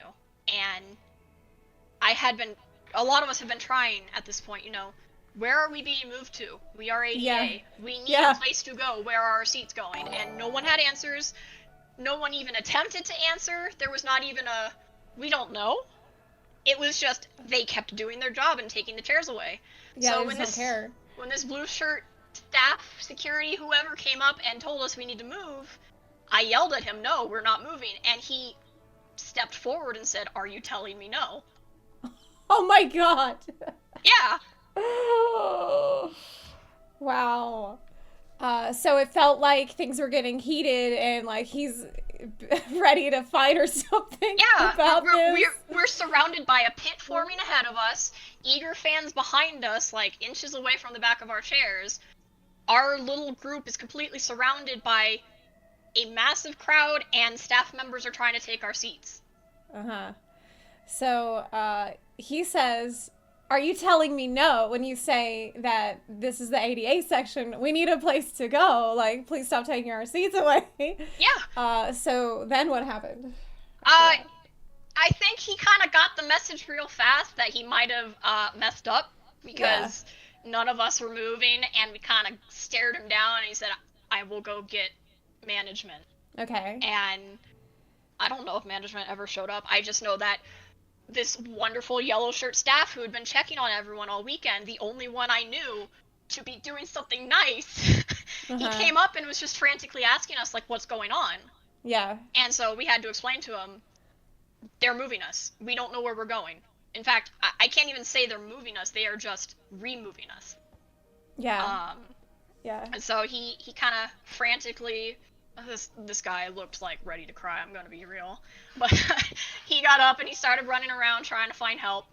About 5 minutes later, just this crowd of yellow shirt staff run in, and they start kicking the section behind us. Those first 2 rows, they started kicking people from those chairs to make way for ADA. Oh no. Uh-huh. So people that were already just sitting down, chilling, waiting for the concert to start. Yep. In the normal section where they're supposed to be, then the staff is telling those people to leave so that they can make room for the ADA, which I'm sure made y'all feel pretty bad. Oh, we felt miserable. Like we were so tired, we were so fed up, and we're watching people get forced out of their chairs, not kindly, by the way. It was very, not nice. Yeah, it was very rushed. It was very much, you gotta go. And if anybody's watching, I do really want to, like, apologize for that. That was not our intention. We just wanted to know where we should be going instead of being kind of, like, thrown to the wind. We initially thought they were just going to move the rows back. We thought we were That's what we were told. Chairs. Someone told me that, in, like, a blue hoodie or the yellow shirt. That's what, like, we were originally told, on my understanding. So that is... God, I just can't imagine how awful that must have felt. So not only are you being asked to leave from this ADA section, which was already falling away and disappearing, but then he's like, you have this really aggressive person who's like, you know, confronting you and being hostile about the situation, even though you literally just want a place to sit. Like, that's it. Like, you literally just want the normal designated ADA section that would be safe to watch the concert from. That's all. It's basic. This is basic stuff, really. Basic accommodations, and then like we have apparently only one guy on staff who seems to give a crap at all, who's running around, trying to do everything and make sure that you have a place to go. But it seems like the best solution that they could come up with, anybody could come up with, is push people out of the chairs that they were in the general section, which probably is just, God, I just can't imagine how awful and like how I would feel guilty if it was me. But it's not your fault. But how could you not feel bad about that too? Oh, it's so shit. It makes me so mad that you went through that. Yeah, and so this kind of brings back like what I was trying to say earlier. If ADA are properly accommodated, it makes the experience better for everybody. Yes, exactly. I do want to add something to this, if I can. Of course, so, go ahead. Like, 5 minutes before the stream happened, I actually had someone from that section that was kicked out message me. Mm-hmm. They were apologizing for the sour look on their face, as if it looked like they were upset at us. They were apologizing for this. This was someone who, honestly, like, looking at their situation, they also should have been an ADA. Because those front row seats are very easy for someone who, you know, they're not confident getting an ADA band. They should have, but again, that wasn't communicated. But that's a very easy place for them to sit down.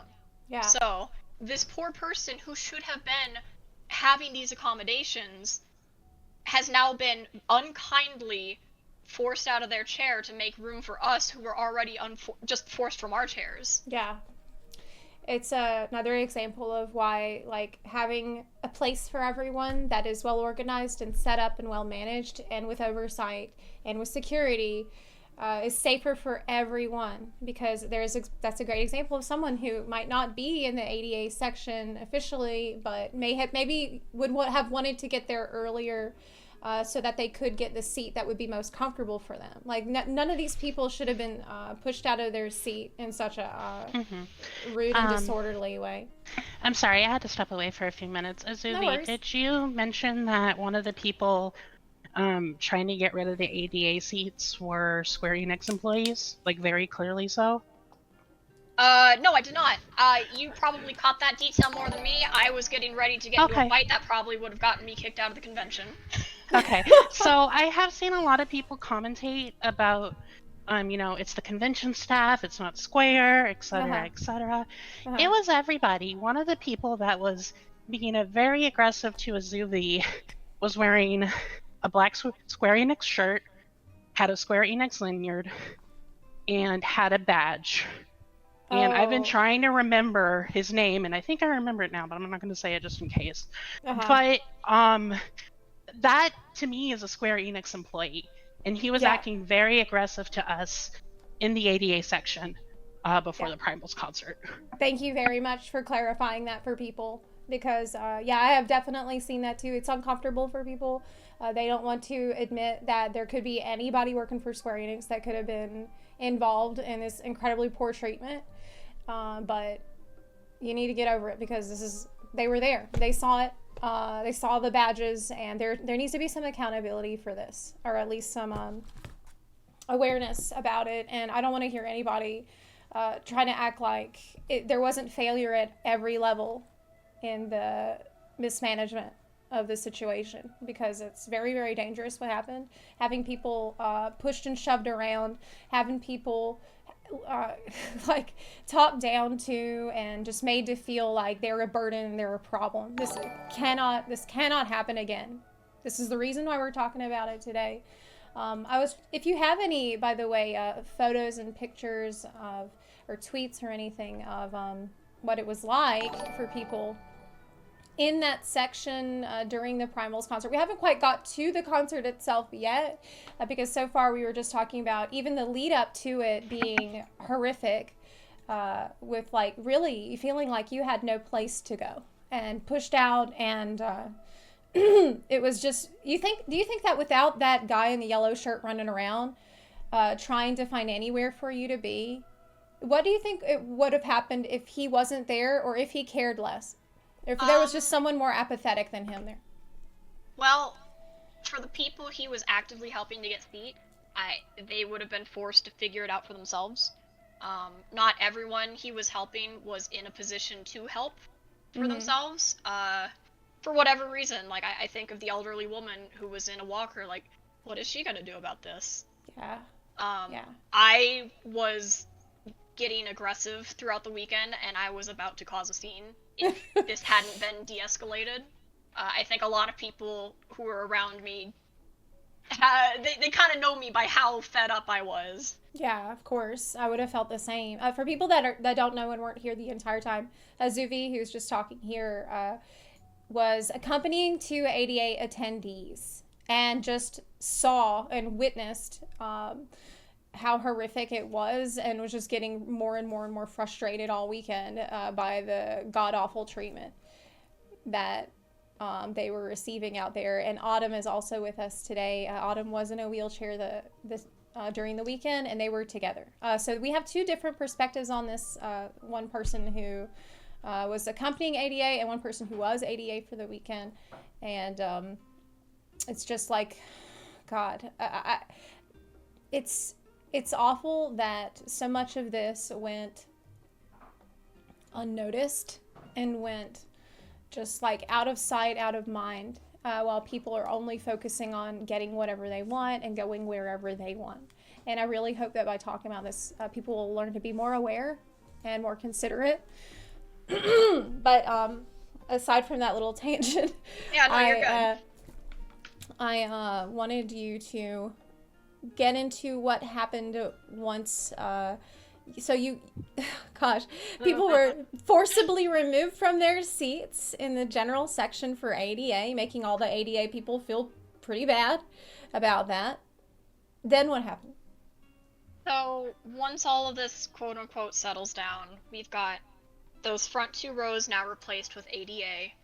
ADA is now the front row that is up against this growing crowd. The pit. The pit. Right? Yeah. The pit. Okay. The pit of very excitable, very, I don't want to call them oblivious, but yeah, oblivious fans who are completely focused on the very hyped up concert ahead of them. Right. Of course. Yeah. And so we can't even see the screens anymore, which are massive projector screens up high, and we couldn't even see them because the crowd was actually that close. I just sent you some images of this is when it starts getting too close, and a lot of this is after the quote-unquote the event that I will be very detailed about in a few minutes, but this is the kind of environment that ADA folks were getting very uncomfortable and unsafe with. Is you're looking at mere inches between folks who had disabilities of one way or another and a literal mob about to get into a concert. One sec, let me pull up these images really quick to make sure I have the right ones. Because, we talked about this a little bit at the beginning today, but it might be worth going over again for people that are coming in late about why it's dangerous. Like, I know it's obvious to a lot of us, but can you maybe go into again why it is so dangerous for the ADA section to be jumbled up and so close to, in such a close proximity to the general, not just general admission, but like people literally bouncing around and dancing and stuff. Yeah, stuff of course. It's actually, there's two steps to it. Right now, I'll just focus on how it's unsafe to the ADA, but like, the situation does get worse, and we're kind of lucky that it didn't escalate into an emergency situation. But at this point, while the crowd is still growing, it's just, these are the same people who they want to see the concert. They have gone through so much to come to this event that was a lottery just to get a ticket. Yeah. They want to see this concert, they are excited, and they are not paying attention to the row behind them that a lot of them have various disabilities that are either, you know, it's just them in the chair, or they have bulky mobile aids. And again, if you bump into those, those aren't built to be bumped into. It hurts, and it's so easy to accidentally step back onto someone's feet. You can easily fall over because this was a major walkway that they just closed up, and they're expecting fans to self-moderate and leave a walkway between the seats and the crowd. That's right, which is pretty dangerous to do. Yeah.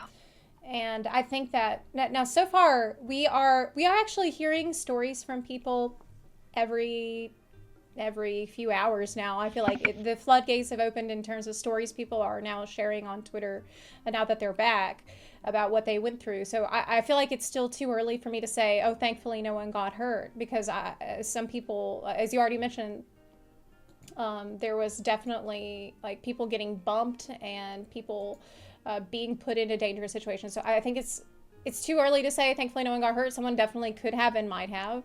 We did have an emergency room trip for one person on day one, yeah. Yeah, we did. I mean, I said we, but you did. Okay, so I've got all these pictures now. Thank you for sharing those, just so people could get a visual on what it was like. This one says, here we are in the ADA line. We can't even see the screen for the Primals concert, and people are very close who are standing. Yeah, so everybody sitting is part of ADA. Yeah. Basically in that view. Yeah. ADA should not have been that close to the pit. Yeah, of course not. Now that they had the crowd take a step back to prevent a crush, there is no aisle for anyone with mobility issues or not to get out. So this another picture there. A lot of these photos were taken because in this story we're actually a few minutes before where these photos would be taken, and a big event happened there to cause this. But like, this is kind of the environment that ADA folks were looking at. Wow. Since I didn't need a mobility aid, I stayed in my AFA seat until the end of the Primals concert, and literally had people from the pit almost crush my toes. Yeah. Yeah. Yeah, no, it wasn't just ADA people, and that's what I feel like a lot of people are going to get hung up on is, Yeah. we're talking from the perspective of ADA, and yeah, it's appalling how little was done for us, but this was a everyone experience. Everyone lost out for this, and if this was even a little better moderated, it would have been so much more pleasant for everyone involved. Yeah, absolutely. These are safety issues that concern everyone, and it just so happens that ADA people, in needing the special accommodations, they are going to be, if there's a situation that's unsafe or that is poorly organized, unfortunately, they're probably going to be the first ones to experience that, and they'll experience it in the worst capacity. Then, go on. Yeah. Sorry, I just wanted to kind of interject because Azubi wasn't here for part of this. She ran to say hi to a friend. Okay. So while this was going on, yes, staff were telling people, okay, you're the back of the pit. If anybody comes in, you need to tell them to leave. Well, that wasn't happening. And then they would come by every 5 minutes or so and tell people to move in. So you're packing in people like sardines, basically, to try to keep the path. But you're also hurting all these people that are trying to get up front to see the concert with like no caps or a barrier or anything.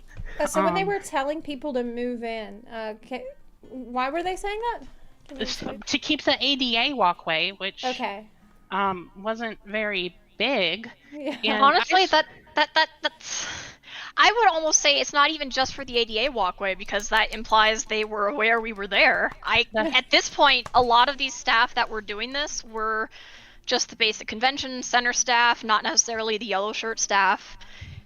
They were just going through the motions of, hey, the crowd is getting too big, please move in.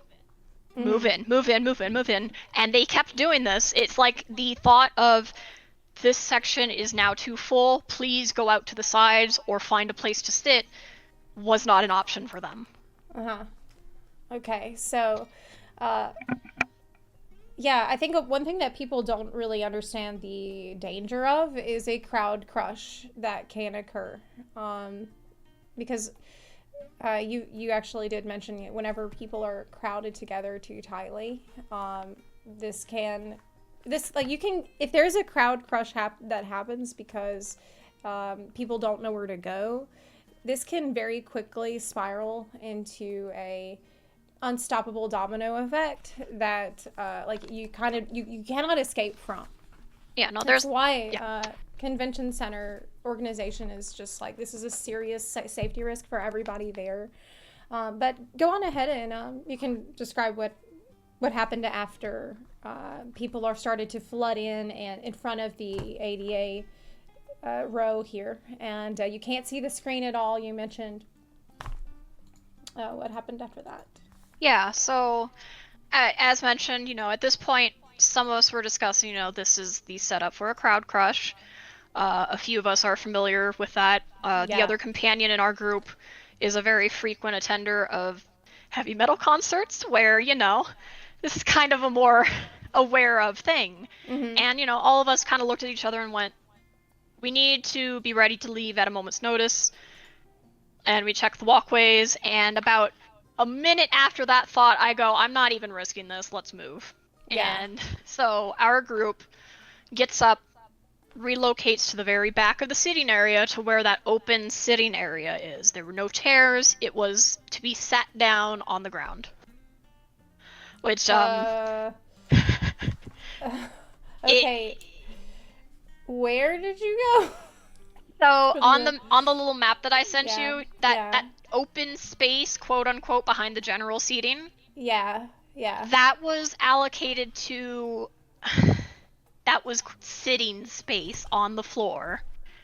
It was not official. That's just where people went to sit, and everyone kind of agreed. You can see the monitor. You can see the screens from here. We'll sit there. Okay. Even worse accommodations for ADA. There were none, but it was safer than whatever was going on up front. So we went back there. You felt crushed in and scared because the pit is forming ahead of where you were, and so in the interest of your own safety, you are forced to evacuate the slim ADA section that you already had to pretty much fight for and go all the way to the back just so that way you can feel safe and comfortable watching the concert. Yeah. So, okay. Yeah. Holy shit. It's so bad. Yeah, so no, bad. it's somewhere in this point, I'm pulling up, the Las Vegas fire marshal phone number, just like, this is bad. And this would not be the first time FanFest has had that happen, and I look at the hours and it says closed on weekends. I'm like, okay, cool. Yeah, I mean, I was at 2016 FanFest. I ended up talking with like a staff member that went through the contracted company, like after the event, like a day or two after, just kind of hanging around the Paris. And the origin, from my understanding of the whole ticketed system for the merch line at FanFest, is because the fire marshal walked in on day one and threatened to shut down the entirety of FanFest unless they did something. well, that's not surprising. Yeah. Not surprising. At all. Yeah. So, and I thought things couldn't get worse than 2016 Paris FanFest. So, yeah. Mm-hmm. So. Yeah, I just think about, man, my heart just goes out to all the people who must have been in that section for ADA and just gave up, like decided, you know what, I don't feel safe here. I don't want to go sit all the way in the back. I'm tired. This whole thing has been awful, and I feel like there's no place for me to be, so I'm just going to leave. Like, I'm sure that has happened, and even if you didn't completely leave the whole event, I'm sure it felt pretty bad being in the back, just feeling like there's no place for you to go. There's no set area where you could just literally just sit and watch. Yeah, no, it was demeaning, and honestly, a lot of ADA people did leave the event at that time. Yeah. I do want to add another addition to the pit, and this is kind of like a upon reflection thought. Okay. It kind of felt like they really wanted that pit. So like for recording footage, sometimes in between live letters or up on YouTube, they'll put up videos for FanFest, and they really wanted all these people in a pit having fun, listening to Final Fantasy music. So it looks really cool and exciting and stuff, but meanwhile, people are getting packed in, they're creating a safety hazard for everybody. Yeah. Because I did see, like, vaguely, like, the camera kind of going around and recording, the crowd during the primals. Well, I think that, I feel like the pit would have been okay if it was just in a completely different section, like maybe a different half of the stage separate from where ADA could have had a designated area. I am fine with the pit being, kind of front and center, but ADA needed to have a dedicated section off to the side. Where we could still clearly see the stage and not be at risk of getting trampled. Of course. This seems like basic stuff. I think anybody would agree. And, man, I just can't imagine. I can't imagine.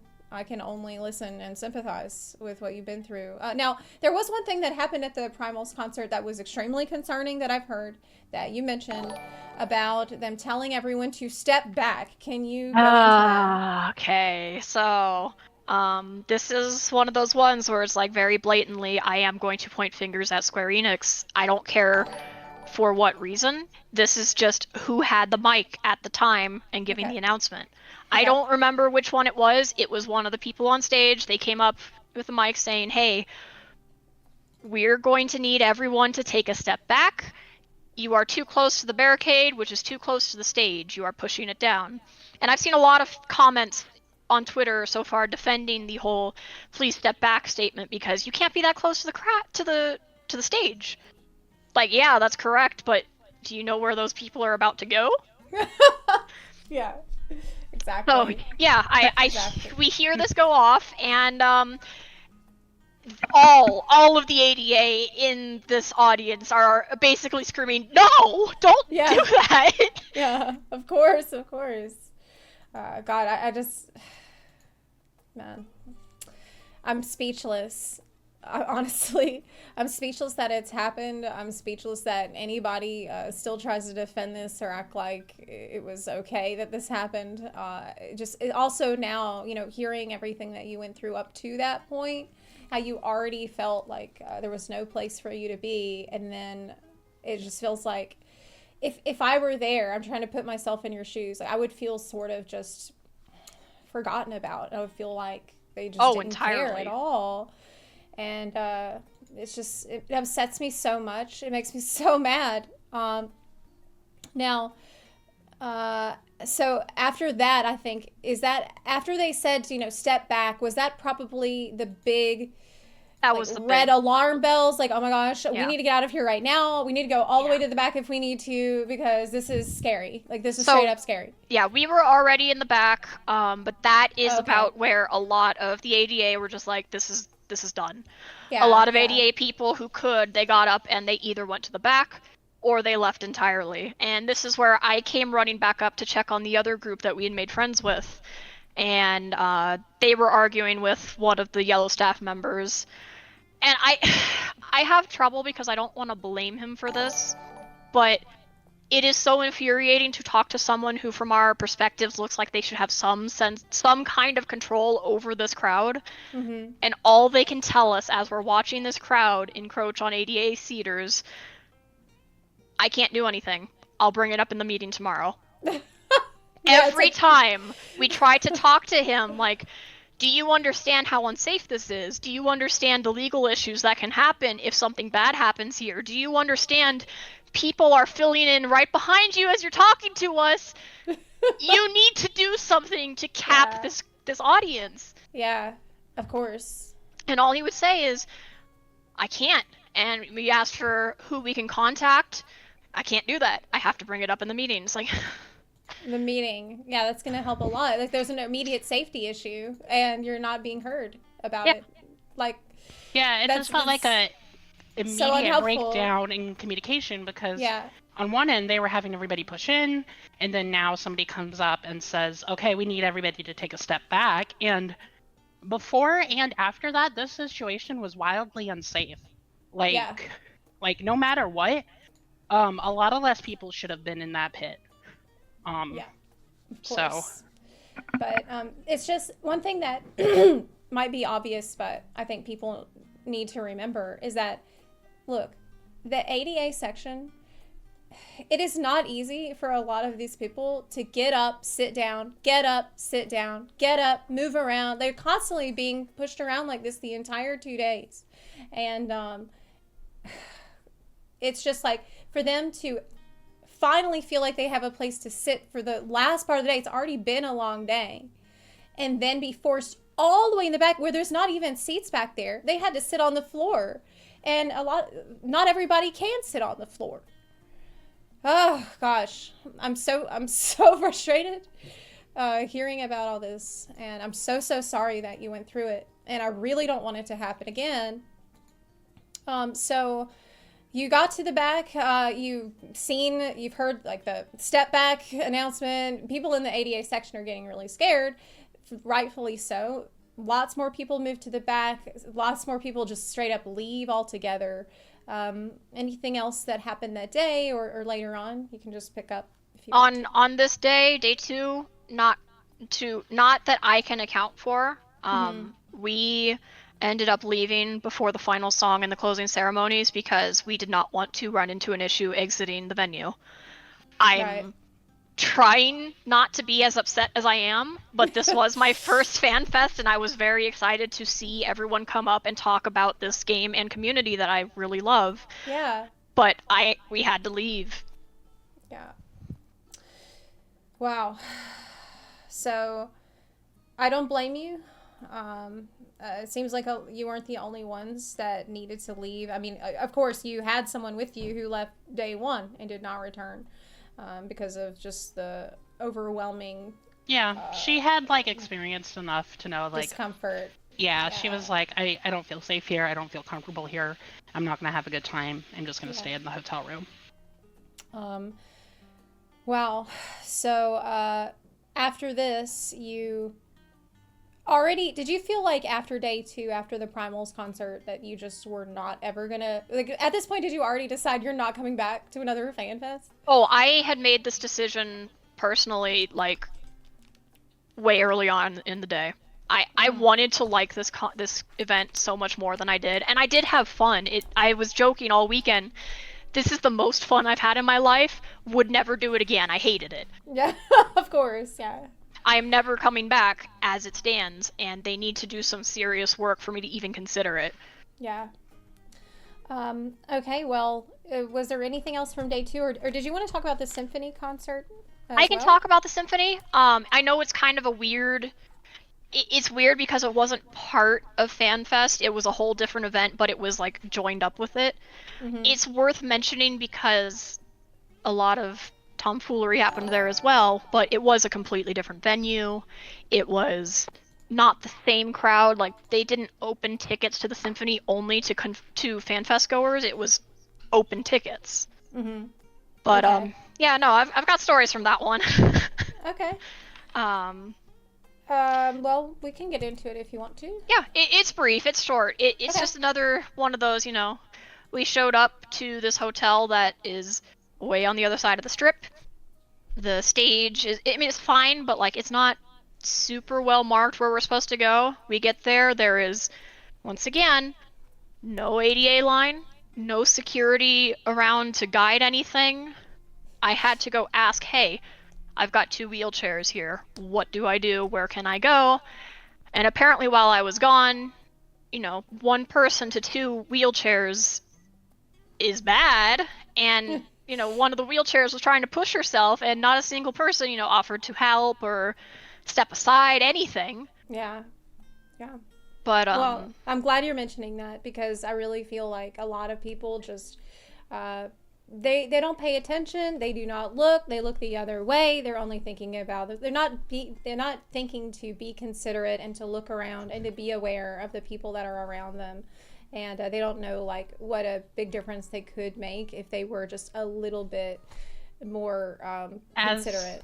Yeah, as the person that was pushing myself in the wheelchair, I know a lot of people here, oh, don't grab, like, the person's wheelchair or stuff like that. That's really rude. But yeah, it is okay to just, like, come up and say, hey, do you need help? Yeah. And, like, help. And if they say yes, great, you can help them. If they say no, then, just kind of accept it. I would have accepted help in that moment. And I was holding up the line pretty bad because I'm not used to getting around in a wheelchair. And pushing a wheelchair on plush carpet is rough. Yeah. So it was kind of, like, embarrassing. And I'm sorry for, like, to everyone for holding up the line. We just, like, if there wasn't an ADA line, we just wanted to be sure we were in the right line. Look, you don't have anything to apologize for at all, and I'm really glad that you've clarified that for people too, so that maybe whenever they're at FanFest or they're anywhere, they see someone who they feel like might need a little help, you can just ask, hey, can I help in any way? It costs nothing. Yeah. It takes no effort to do that. Yeah, and it makes it easier for, like, maybe yourself and others. And like, some people don't want that help, but some people do, and it's okay to ask. So you made it into the symphony after, like, how was the lines there? You said that it was not really well marked or anything, kind of similarly as before. It was pretty poorly marked, but like once we got, I was tired. I was done. I was willing to walk straight through a crowd, cut through line, and tell security, I'm not doing this. Where do I take 2 wheelchairs, please? And someone actually did come out and say, yeah, just bring them up here and we'll scan them. Okay.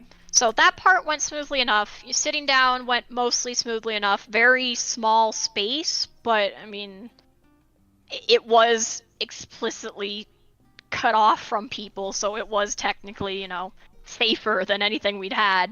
Mm-hmm. But honestly, the worst part about this is this was a very shitty venue to have this concert at. Like, we had the staff loudly talking in the concessions area behind us. There's no doors. They're talking as they come in and out delivering drinks during the performance. Even the crowd of attendees is talking and laughing during the performance. Wow. It was miserable because, like, this is a big emotional moment for some people, and they've got people cracking jokes a couple rows down from us. Yeah. Well, I don't know. I feel like a lot of that cannot really be. Yeah, dealt no, that's definitely not something to be dealt with. It's just that's No. kind of the Just vibe, kinda and the just fact that sucks. some of it came from the staff of the venue they chose to Yeah. host this at is kind of worth mentioning. Yeah, absolutely. I completely agree with that too. Like professionalism from staff seems like definitely should have been a bigger priority. So, a couple of things I want to bring up about the concert. A lot of people had their water bottles thrown out or taken away. Considering the heat situation in Vegas during Fanfest and the symphony, anybody that had their water bottle taken away, they can file an ADA complaint. Oh, really? Yes, I'll provide a link if you want to share that with your chat. Okay. Or if you end up posting this up on YouTube. Okay. Sure. But like, the big thing about this is that we want people to know about this because this could have gone really bad. Yeah. Especially Absolutely. day 2. And that's like the big thing.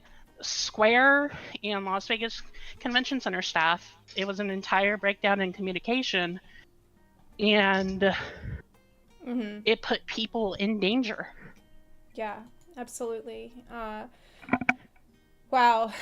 Like, I just cannot believe how bad it actually was and how unsafe it actually was for y'all, and how much that you had to really, that you did tried very hard to just have a good time, and it shouldn't be like that. Like, this is supposed to be a fun vacation for you. It's supposed to be like a very, you pay them so that way you are taken care of while you're there, and the only thing that you should be worrying about when you're there is, you know, having a good time and meeting other fans and just being able to do all the activities and get the food and everything. Like, it's awful that it sounded like every step of the way you had to just sort of make do with whatever situation they gave you. And I'm so sorry. Whenever I heard y'all say that it's like you're never gonna go back to Fanfest and you had a horrible time, it broke my heart. I've never been to an NA Fanfest. I've only been to the one in EU. And I think EU is less packed, but I've never had this perspective either. And I think a lot of people don't think about this perspective. So I'm really, really glad y'all agreed to come on today and talk about what you've been through, because I want people to be more, like, some of the things you said about people just not moving and people staring you even in the eyes and just refusing to budge at all and just being in your way and not even showing the tiniest bit of consideration is completely unacceptable. It's dehumanizing. Yes. Couple other things I want to bring up. Next Tuesday, the Las Vegas Convention Center board is holding a public meeting. A local that plays 14 has graciously reached out to me and is going to read my Twitter thread at the meeting to address great. this. Yes, but I want to encourage, if anybody is a local and has the time, I know it's next Tuesday, I don't know the exact time, to maybe look into it, to also speak, because as someone that actually grew up in Vegas, I love this city, but it looked really bad, this event. And I don't feel safe coming back. And if anyone from Square is listening, just please address this. Please, I would like everyone to know some detail of where this happened and ways to the plans you're putting in place to prevent this in the future, because I want all of our warrior lights to be safe. Yes, I completely agree. Do you have anything else that you want to share today? Anything else? No, that pretty much covered it. And I'm worried, like, if I keep talking, I will keep talking. I have some strong opinions about how, even at the organization level, this was run. But just... Go on. Oh, Go off. Genuinely, I think Square Enix needs to rethink how they're organizing an event. This is no longer a glorified media tour, and that's what they're running it as. is very sad coming from someone who's been to multiple large-scale conventions, seeing what is available, what we can do. People who have been to former Fanfest, they did not give us digital codes for anything in game. They did not give us shirts for the challenge. And I know that's going to come off as they're doing their best. It was more people than they ever accounted for, yada, yada, yada. I know, but the point is all of this to experience what is essentially nothing. Like, I might as well have just stayed home to watch this online. Yeah, and like I absolutely. get it. I don't want to say that about a game that I have been so passionate about for so long. Yeah. I mean, it's just like your friend, your companion who was there with you, who had been looking forward to it for months, and then on day one just goes back to the hotel and doesn't return. Yeah. I mean, I know that this is not a unique story. I know this has happened to so many other people. And you don't pay this kind of money and fly all the way out to Vegas for this kind of shit to go down.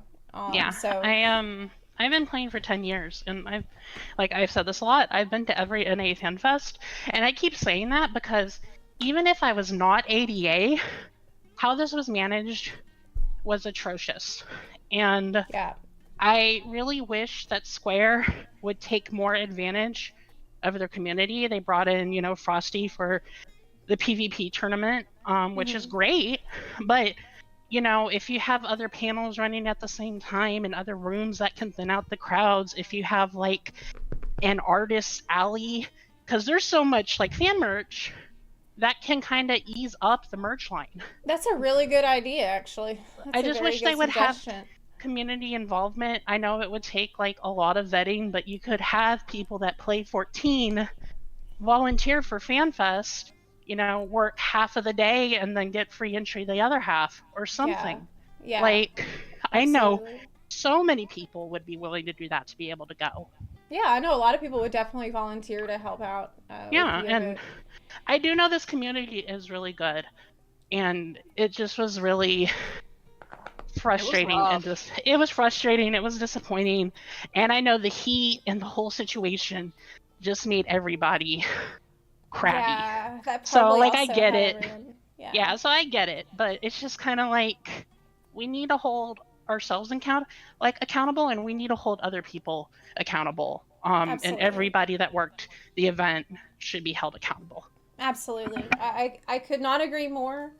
And I'm really glad that we were able to talk about it today to get it on everyone's radar. So that way, Square Enix will hopefully take note and we won't have such a horrible situation repeat itself because someone may have gotten hurt. I mean, people had emergency room visits, and I don't even know the scale of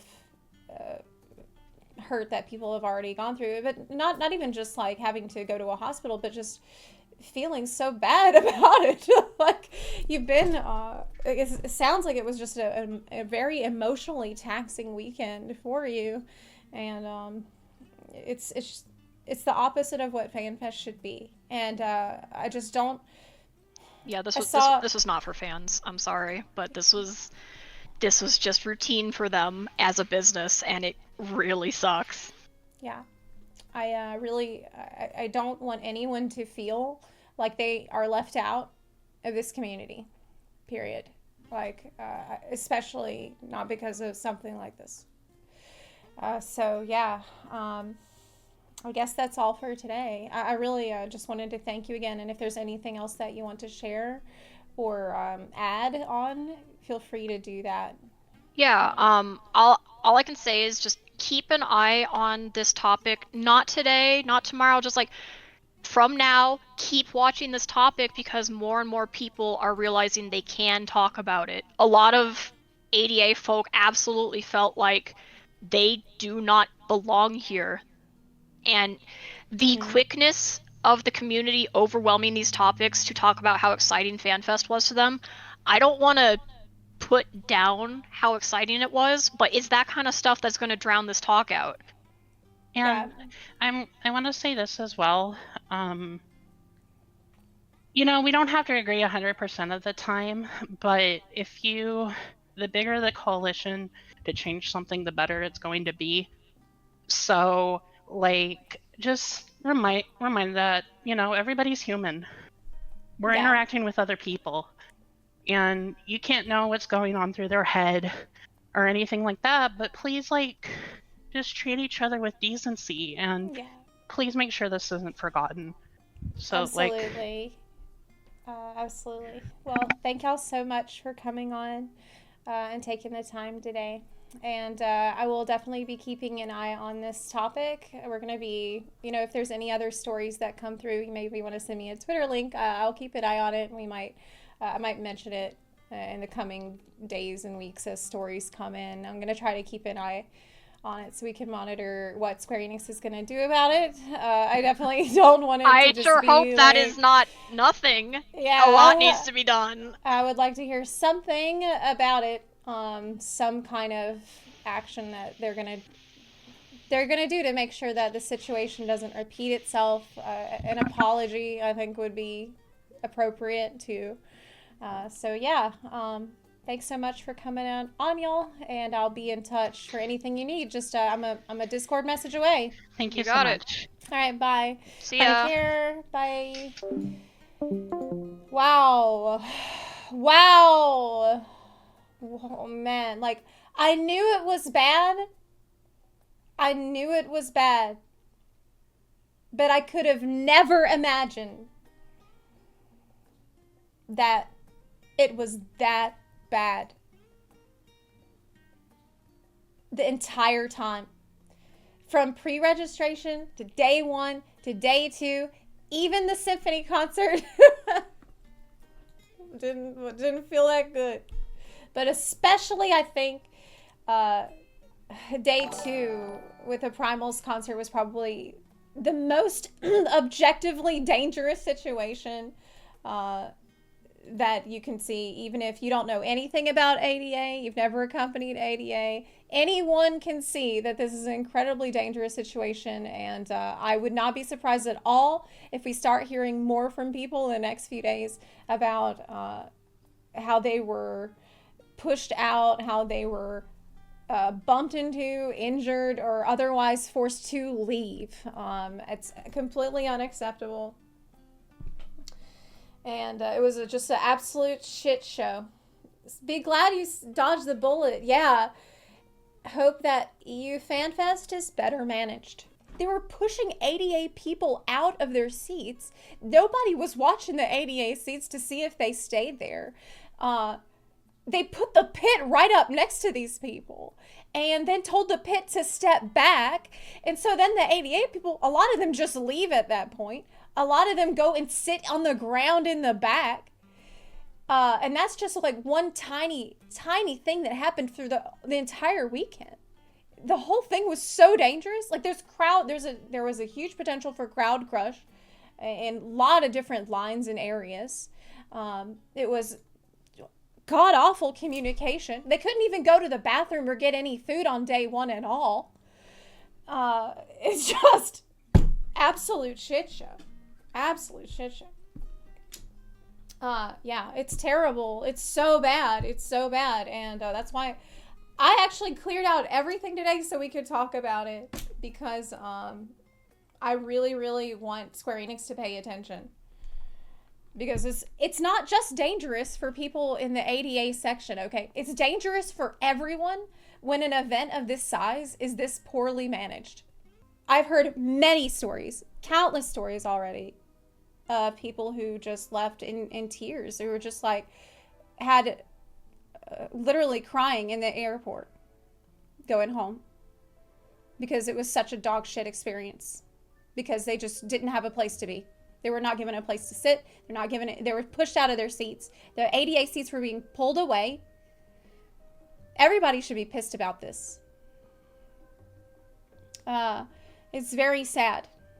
And we got to look out for each other. I didn't like hearing that there was this ADA section and then people would just take the banners off of the ADA chairs and just started stealing chairs. Oh, gosh. I feel like sometimes people who are not in the ADA category, you feel like, oh, and this is, you might feel like, oh well, this is not my problem. This, I'm sure the ADA people, they're all taken care of, and that's all organized for them, and I don't have to worry about that at all, and I can just do whatever I want, and I can get my seat. But this could be you anytime. Like you could have any kind of situation come up that would require you to need these kinds of accommodations, and it could happen a couple of days before FanFest. It could happen anytime. You don't know. It could be temporary. You don't know. And we have to look out for each other, because it could be any one of us any day.